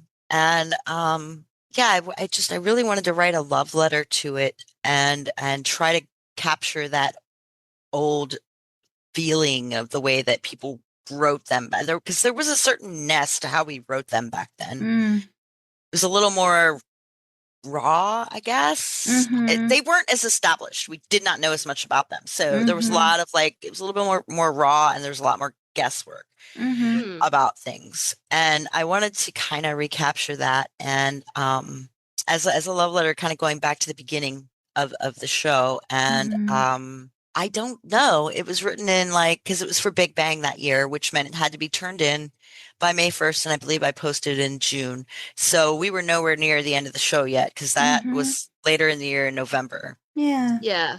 I had people come back after the ending of the show. A couple people came back and commented on that fic, and they were like, the way this fic predicted the ending of the show. And I'm like, I don't know, man. I don't know. I didn't have any idea. And because people wrote at the end of the story, they were like, man, I know the show won't give us anything like this, but a girl can hope. And then they ended up giving us, not the sex, obviously, but they ended up giving us exactly that. And it was so wild. But obviously I've thought about them ending up in heaven, because eventually they're going to, right? That's their eventual end. They're going to die one day, and then they're both going to end up in heaven. So I thought, that would be a good place to end it, and kind of give you a cap of here they are together in heaven forever. And, here's kind of my love letter version of, if I could write Supernatural, this is how I would end it. And then it ended up being very close to what we got. But better. You wrote it better. You wrote it better. It kind of just grew out of that, wanting to write that love letter, and then thinking that, of course, they're going to end up in heaven together, and building towards that. And I don't know why I did it such that Dean did die before Sam, and Sam went on living for a while without him, for many years without him. I think it fit the narrative best, because we needed to start with Sam alone on Earth, and kind of there needed to be some stakes. He's not just reminiscing about this in heaven. There's got to be a little bit of stakes there. So I think that's why I went with that idea in the beginning, although it's kind of hard to remember. Yeah. But I was in a trance pretty much the whole time I wrote that story. I was in a place. I was there with Sam the whole time that I was writing that. You don't write Sam POV very often, so was there a reason you wanted to do one of that story that way? Because it was, I think, a coming of age kind of story. I don't write Sam very often, because Sam's a little bit, he's definitely deeper, and I would say more emotional for sure. Although Dean can be emotional, but he generally tends to try to keep it on the lowdown. Dean's more fun to write.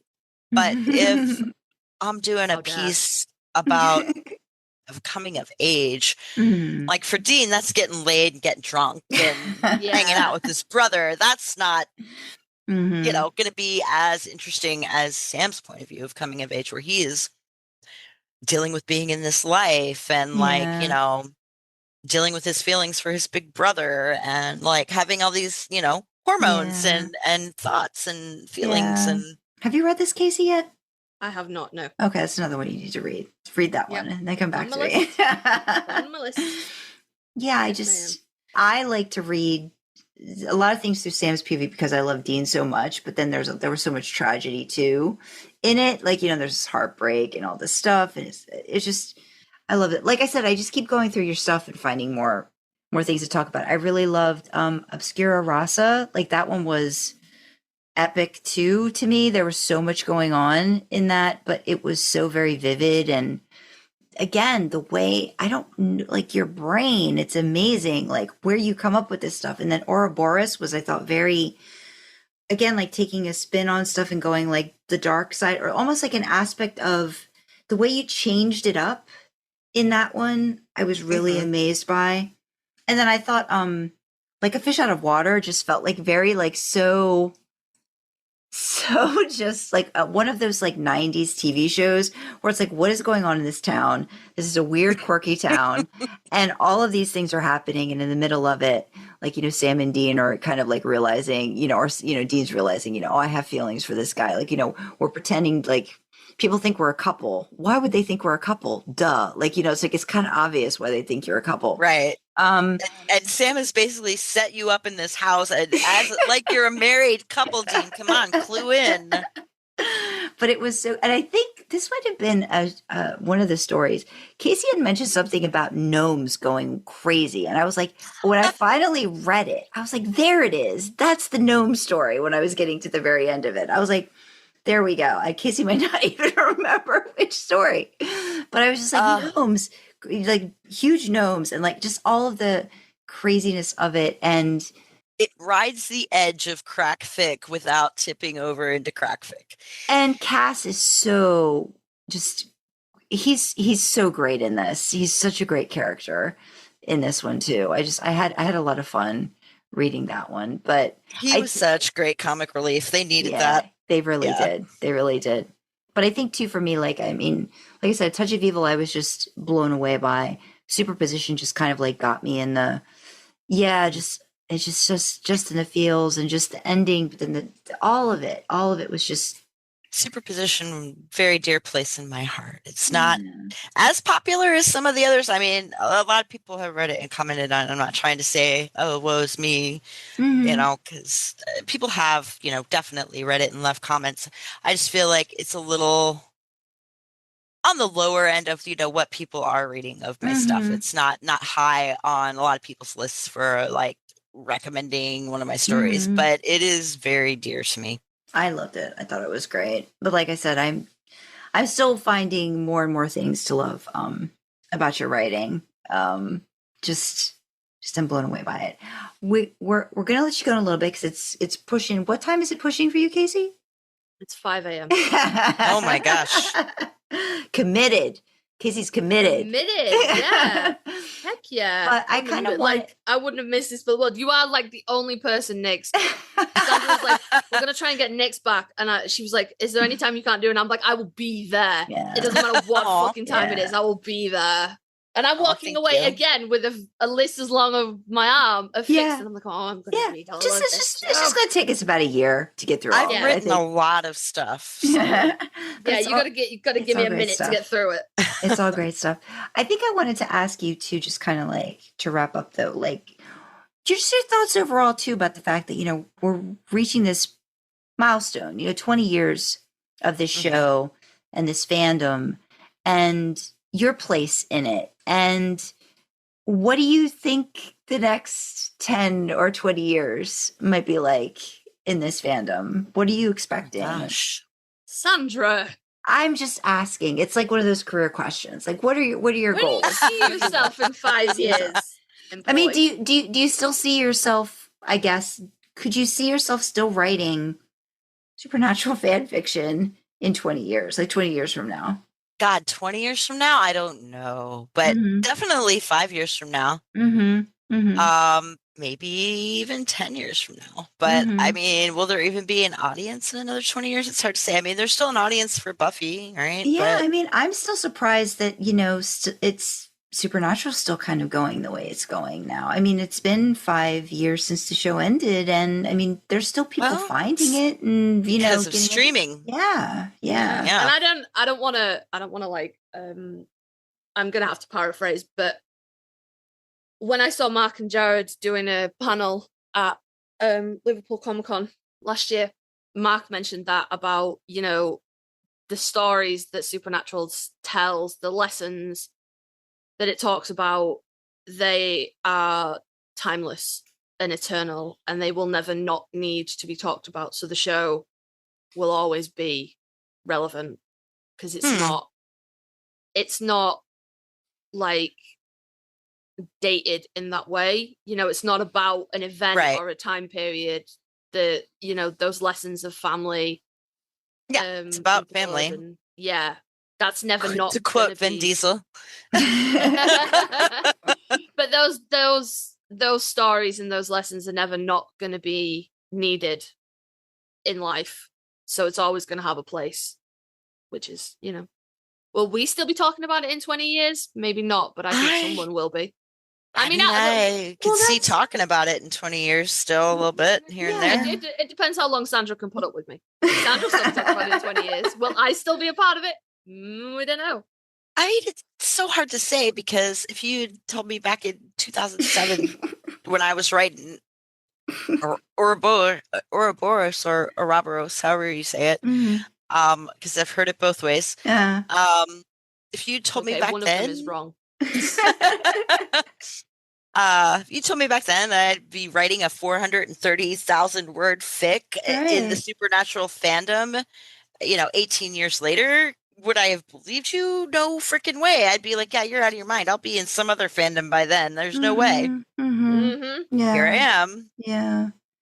I also think it says a lot too that you in particular, like one of the people that's been writing for so long, and that people can still discover your work, right? Like, I think that's really special in the space and time capsule and all those things, like there are moments in the fandom that you are a part of, or that other writers are a part of. And I think giving new fans, new writers the chance to experience that, I think that's really, really special. And I think it's great that there's other fandoms like that, but I think Supernatural has that as well. So I'm hoping, that people will still find inspiration from other people's inspiration, to write and to feel like, yes, I can do the thing. I can write the story that I want to write, and I can get motivated and inspired by all of those things. So, I mean, I think you're doing a great thing for others. Like I said, I knew, like, now that I know you, I'm like, how did I never know this? But like, now that I know all of the great talent that you have, it's like, that's really special to share with people. So I think that's what's special about the fandom, Yeah, it means a lot to me to share it with people, and that it resonates with people. Obviously, when you write a story, you're trying to connect with people, and the fact that it connects with people and it resonates with them and it means something to them. And not only does it mean something to them, but it means enough to them that they're sharing it with other people. Like that blows me away. Like, talking about being famous earlier, it's a little weird because I don't know how to act about it, because I'm just me, I'm just so blown away and honored and humbled all the time by the fact that people love my stuff so much. And it's so great to share it and to have that, kind of relationship with people. Sometimes I feel I'm a little removed from people, because there's that little bit of barrier of, oh, she's a big name writer. So people feel weird about talking to me about stuff. And I don't like that, but I get it. Like, I totally get it. But I don't like that there is that little bit of barrier. Yeah. Because I'm just like y'all. I'm just out here trying to tell a good story and have them fuck, It's what I'm doing. Can confirm, when you finish breathing in and out of your brown paper bag, Nyx is totally down to earth. Delight to talk to. Yeah, Just no, just definitely. bring a brown paper bag first though, because you like you'll need it for like a minute, but then after that it's so cool, so cool. I'm really not selling you a point here, am I? I think too, like, I mean, do you ever like you're saying like feeling a little removed too? Like, I mean, I think like as a writer, like I'd be like, hey, Nyx, could you give me some ideas about this story? Like, I mean, like that aspect of it, I do feel like there's a little bit of like a, it's like you Oh my don't want to gosh. bother, you know what I mean? Like it's almost like you Yeah. feel like, like that kind of a thing. But so are you hoping that like more people like, hey, I've got this idea for a story. I'd love if you have time, I'd Oh love my to God, read. please ask me for ideas about That's your what story. people need to hear then. That's what people need to hear. Because I think if people hear that, then they'll be like, okay, it's okay to approach you that way. Because yeah, there is that like, yeah. I thrive in the creative process. I love like, tell me about your story. Okay. All right. Here's what you could do here. If you're, in fact, I sometimes have to hold back and go, okay, shut up. You're not writing this story for them. Be quiet. Let them ask you if they need something. Well, I keep wanting to go back because I know I keep talking about it, but the vacuum thing. Do you feel like the vacuum is something that got created because you got sort of, fandom famous in a way too, that like, do you think that sort of built around you without you kind of noticing, and all of a sudden it's like, is there a vacuum, a creative vacuum, do you think, because of that? I never really thought about it, but I mean, at least not in a very long time, but I don't remember ever thinking about it.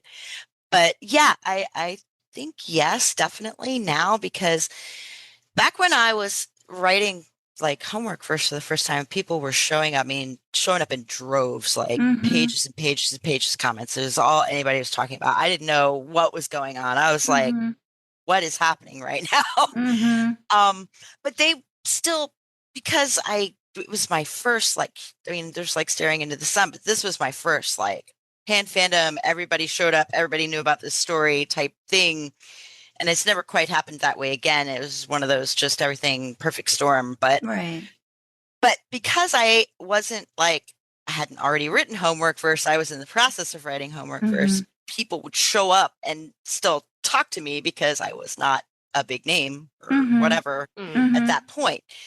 But then as time goes on and, people are like, oh, you got to read this story. And then like, she's from back in the day, and then it kind of builds up into this big deal. And so yes, I think that probably does contribute somewhat. Also, it's commenting, because I used to be able to talk to people more because people commented more back in the day. And now people are kind of, hang out in Discord, and so I'm kind of trying to hang out in Discord and try to see if I can reconnect with people again. Yeah.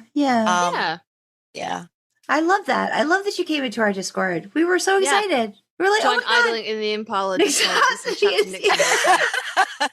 I know everybody. I'm not gonna lie, there might have been frantic DMs sent back. I'm like, what the fuck? Everyone would be cool. People were definitely kind of freaking out. I was like, hi. No, but we do appreciate that I think I'm hoping to, like with Retroactive, I feel like maybe that's giving you that, that connection back again, that you've got with readers. And I think, like you said, that does give people, like, writers want that. And if you don't get that, you might not write or share your stuff. You might write it, but you might not share it, as much. It's definitely pulled me back into fandom, writing this story deeper into fandom than I was. Love that. Yeah. And then also coming on the podcast and listening to the podcast and listening to other writers talk and things like that. Because I have listened to a bunch of you guys' episodes at this point. In fact, I just listened to one the other night where you were talking about, I think it was the 5 worst characters ever. It just kind of popped up randomly on the list. And because some reason my Spotify jumps backwards to a certain point, and then it'll roll over to a very old episode from a new one. Okay. And you guys had this really long discussion about Stephen King, and I was like in my bathroom doing my hair, foaming at the mouth, going, I want to be part of this discussion right now. Because he is my favorite author, my favorite problematic author. Yeah. Well, yeah, you could share your thoughts now. Oh gosh, that's a very long conversation, but We'll save that I was for another enjoying it. time. I was enjoying it very much, but yeah, just I Aw. have been listening to the podcast and like listening to people talk about things and Because like it's just it's fun, right? It's just fun yeah, to and hear other Yeah. people's ideas and what motivates them and gets them interested. And we can all have different thoughts and feelings, Yeah. and they come together. And be like, I am very aware that not being a Stephen King fan is quite controversial in this fandom. It's turned out. So yeah, come but talk you're to not me. the only one that we've no, talked to I'm that feels sure that way. there are other people that don't. There are plenty. people who don't like Stephen King just for the same reason people don't like Taylor Swift because he's overrated. Yeah. It's not that I don't like him. I really do want to like him. He has some really good ideas, concept ideas. I just really struggle with the way that he writes the things that he writes, which is a Mhm. problem because that's his job. So, Well, when you say the way he writes, what do you mean? he just Is the way he describes things? Or? yes. Yeah. Okay. I think I've got into this with Sandra on a different episode. I read very quickly. And I'm really guilty of skim reading as well. So I have to go back and read paragraphs a lot. And the problem with people that write like King or Tolkien or even George Martin. Oh, even I can't read Tolkien. I can't do it. Go ahead. It's so descriptive that like it clogs my brain up. Mhm. Mm-hmm. So I'm like what is the key information I need to pull out of this? Okay, it's a town in Maine. There's a street, there's a sewer, there's a kid and a boat and a clown. Oh no, he's dead. Right. And if anywhere I've seen that is a synopsis of what happens. Yeah. If you boil it down to its bones, yes, that's what happens. But if in that opening chapter we spend 4 fucking pages on where the town is in Maine and what it looks like and how old it is and what the architecture is like, and then we move to the street and what it looks like and how old it is and what the houses are, I'm like wading through mud. I'm like, can we fucking get to the point here, guys? Like, it's a town in Maine. I am familiar with this as a concept. I've been in towns before, and while I've not specifically been to Maine, I've been in towns. Like you could just tell me what the houses, just give me a brief description, So it really, it does. That's what it feels like. I feel like I'm walking through mud when I try and being like that. Okay. When I try and read things that are really overly described like that. So yeah, I'm a huge Peter Jackson Lord of the Rings fan, but I've only ever made it through the books once because Tolkien, babe, love, right? The father of modern fantasy. It's a fucking door. Just take 4 steps back and just reevaluate this, please. We did not need half a chapter on the fucking gates of Moria. It's a door. Calm down. Yeah, So, I hear you. I have tried to read The Fellowship of the Ring probably about 8 times in my life, and every time I'm like, all right, this time I'm gonna do it. This time I'm gonna do it. I'm gonna push through and I'm gonna finish this fucking story. And every time, the last time I tried, I think I made it. I think I made it halfway, maybe a little more, and that was the furthest I'd ever gone. And I was like, I'm really gonna do this, and then I didn't. So I just can't get through it. It's so interesting. It does not flow. It does not flow. It is very like you have to pay attention to every word. You do have to be paying attention, and you like because things will be called back. But what I think is really interesting is in The Hobbit. So I'm going to go on the Tolkien tangent here. Sorry, guys. Sandra's cutting this out. That's fine. I'm here for it. In the Hobbit, in the book, we don't hear a lot about the Battle of the Five Armies because Bilbo gets knocked out at the start of it. And the whole story's through Bilbo's eyes, obviously. So we just find it out like after the fact, So he's built up to this big epic battle between all these armies, and it's going to be epic. And then he goes, "But I'm not going to write about that." And then in the Return of the King, there is like an entire fucking novel's worth of bullshit dedicated to the Houses of the Healing with Eowyn and Faramir. Mm-hmm. And I appreciate that post-battle cleanup is important, but my dude, I don't fucking care. Like, I don't know. I don't know what to tell you. I'm just really not that fucking invested in Eowyn and Faramir. Like, this is like, can we talk about the Hobbits or Aragorn? Can we talk about someone I give a shit about, please? Please. You know, so he's not even consistent. That's how I in his felt own in nonsense. the fourth. That's how I felt in the fourth book of Game of Thrones. Can we talk about somebody I care about, please? Yeah. Yeah. So I'm just, it's not, the hear you. problem is me. I just can't connect with Stephen King. It's not that he's bad or that his writing's bad. It's just that I would have appreciated if he'd have hired an editor. I hear you. Do you I have think a a lot favorite of- book next by King? Is it one of your favorites? Maybe like, do you have one? I'm sitting here looking at all my Stephen King paperbacks sitting on the shelf right now. It's probably it for being solely written by Stephen King. But honestly, my favorite is the one that he and Peter Straub wrote together. And I don't see Peter Straub really his fingerprints in that story at all. And to me, it reads as very Stephen King. But I mean, I'm sure like they went back and forth, and then maybe Peter Straub like augmented his style to match King's at that time. I don't know. Okay. But it reads very Stephen King pretty much the whole way through to me. And the Talisman is my favorite. It's very modern, dark fantasy, but yet fairy tale esque, and it's so good. It has a lot of elements of things that I love. And then for just written by Stephen King, it's definitely it. I've read that book so many times that when I went to see the new movies in the theater, where I went with my friend, and we're sitting there watching it, and I'm like, oh, that's cool. And I finally look over at my friend, and I'm like, is this scary at all?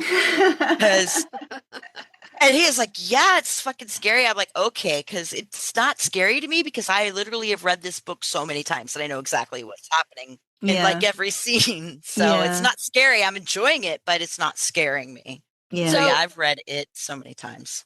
I really want to read it because I am really frightened of clowns.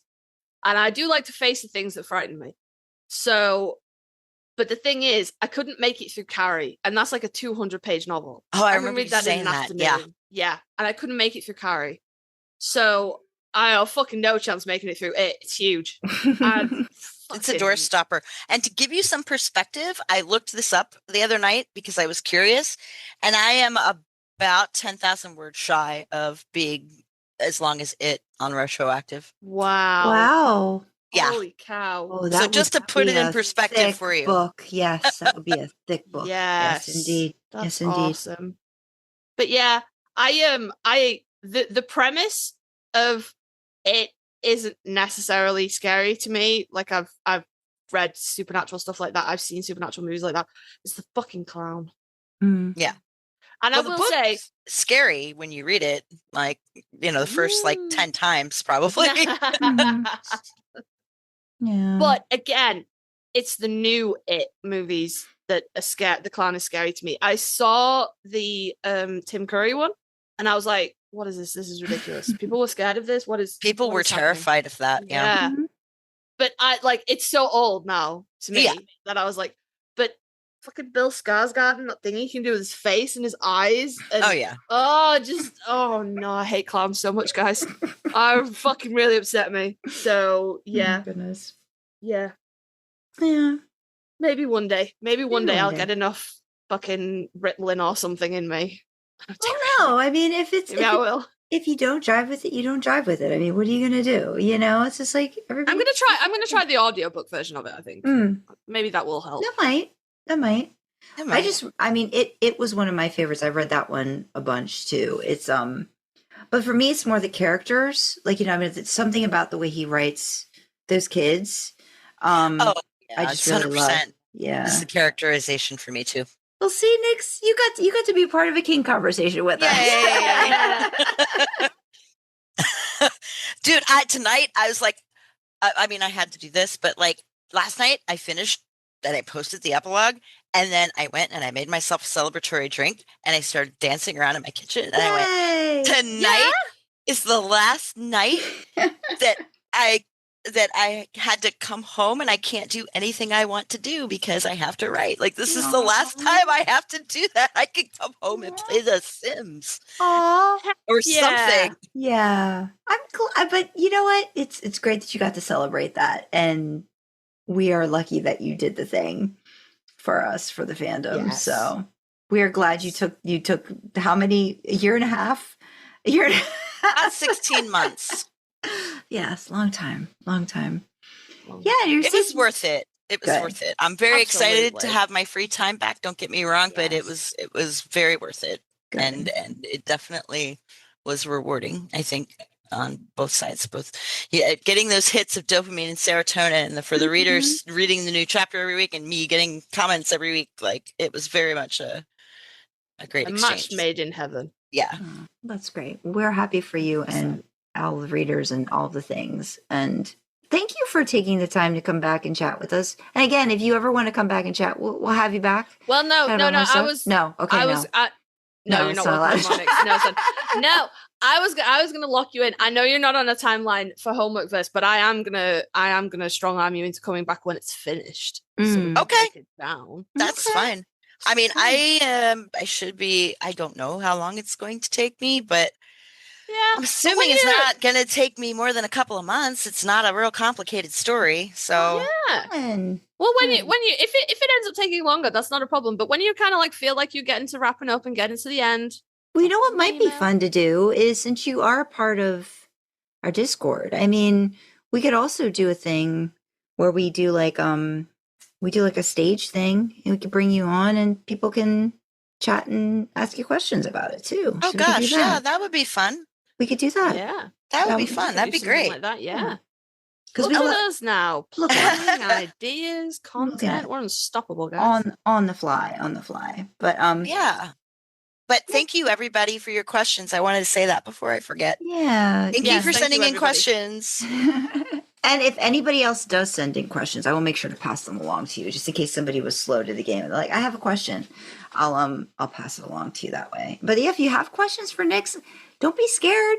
Ask her. She's more than willing to answer your questions. What? You want me to talk about my story that I wrote? Oh, How much time no. do you have? This story that I plowed 16 months of my life into is only a little bit shorter than the Stephen King's It. No, I don't want to talk about that. No. Seriously, just bring the paper bag, hyperventilate for like a minute, and then it's all cool. It's just like talking to a buddy. Nyx is awesome. Yeah. Aw, Hashtag we love Nyx. Yeah, thank you so much. I Nyx. love We you guys appreciate you too. taking the time. Are you going to do any more dancing around or tonight? Or are you gonna have something else? I fully endorse dancing. Yeah, you can dance around. Yeah, I might. I'm pretty tired because it's been Yeah. a week at work. But yeah, I'm definitely gonna make myself a drink, dance Good. around. I might just lay on the couch and watch some more Teen Wolf. I've been watching Teen Wolf. Okay. Last time you talked to me, I was watching Fringe. This is the opposite end of the spectrum. This is fun. It's like a little game we can play. What is Nyx watching now? Yeah, this is the opposite end of the pool. It's a fun show. If you squint at it even a little bit, the plot falls apart, but it's very watchable and it's very fun, and I love the characters. Cool. That's okay. Well, you enjoy. You deserve all of the You Teen Wolf absolutely you want to do consume right deserve. now. Yeah. Enjoy yourself, and yeah, we'll definitely try to schedule something too, where you can like I said on the Discord, come in and talk about homework versus people can ask questions, do the whole thing. That'd be fun. Get a fun chat with Nyx. And do we'll the thing. we'll record the audio and release it as a podcast episode. Yeah, easy. Yeah, Easy that'd be so much fun. Easy peasy. Awesome. Great. Well, we're going to let you go. Feel free to exit the Zoom, or I can exit you out, whatever you're more comfortable with. But we are going to do our outro on the back end. But we really do thank you for taking the time. Thank you for to joining chat with hanging us. out. And we'll see you in Yes, Discord thank soon. Yeah. Are you going? Are you going to be a for part sure. of that? We're gonna watch the pilot next week. Yes, I am going to be there. It's on Saturday, right? Yes, It is on the anniversary. Yes. Okay, Yes, it is. because I don't have to work next Saturday, so I will 100% be there. Awesome. Well, thank you. Awesome. We appreciate you. We do. We appreciate you. Thank you for joining us. Have a lovely Yeah. rest of your evening. All right, you too. Thanks for having me. Bye. Bye bye. All right, bye. That was good. That was Look at awesome. that. Love talking to Nyx.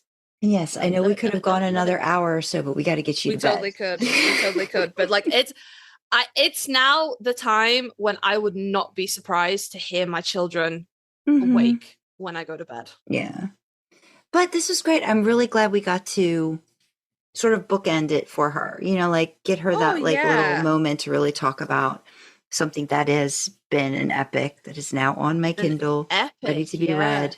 Like I said, I think it's a good cap to when we release it. It's going to be the end of September, the end of the Supernatural anniversary month, and just how somebody's kind of grown in fandom too, like over the past 2 decades, and Nyx's writing journey and all the different things she's done and contributed to the fandom.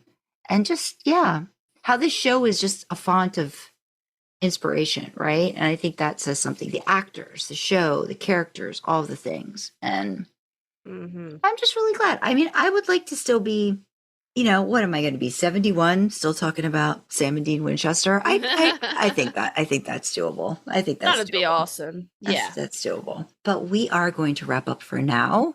So we want to thank you for listening and let us know what you thought of the episode. You can email us at idlingintheimpala@gmail.com.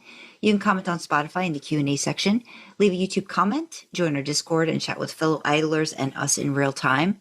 Check out our merch store, which is another fun way to show your support. You can find details for everything on our website. That's idlingintheimpala.com. Want to feel our supernatural road trip? Consider joining us on Ko-fi for as little as $1 a month. We have perks to go along with different membership tiers and would love to have you along for the ride. Speaking of perks, we've got special shout-outs for some of our Ko-fi members. From our Shotgun Picks and Music tier, we've got Runaway Dreamer, Crowley's Mistress, Sam and Dean 76, and Elia. Thanks for picking the tunes in the car and keeping the lights on in the bunker. Support like yours keeps our podcast going. Thanks. Don't forget, you can support us for free by liking, commenting, subscribing on YouTube, and following, rating, sharing on audio platforms. Engagement like that really helps us with the algorithms. All hail their benevolence. As always, we have the causes we support in the description. So for me, you have LGBTQ plus talking charities. From Sandra, you have mental health charities. And of course, the main charities that we are always highlighting, championing, spotlighting are World Central Kitchen and Doctors Without Borders. If you want to know more about these causes, why we're supporting them, what they mean to us, check out idlingintheimpala.com. There's a page there called Causes Cause with all the details. So with that, we will say again, a huge thanks to Nyx for joining us. Always a pleasure to have you on. Thank you, dear listeners, for joining us in the back seat. And we will see you next time, guys. Bye-bye. Bye.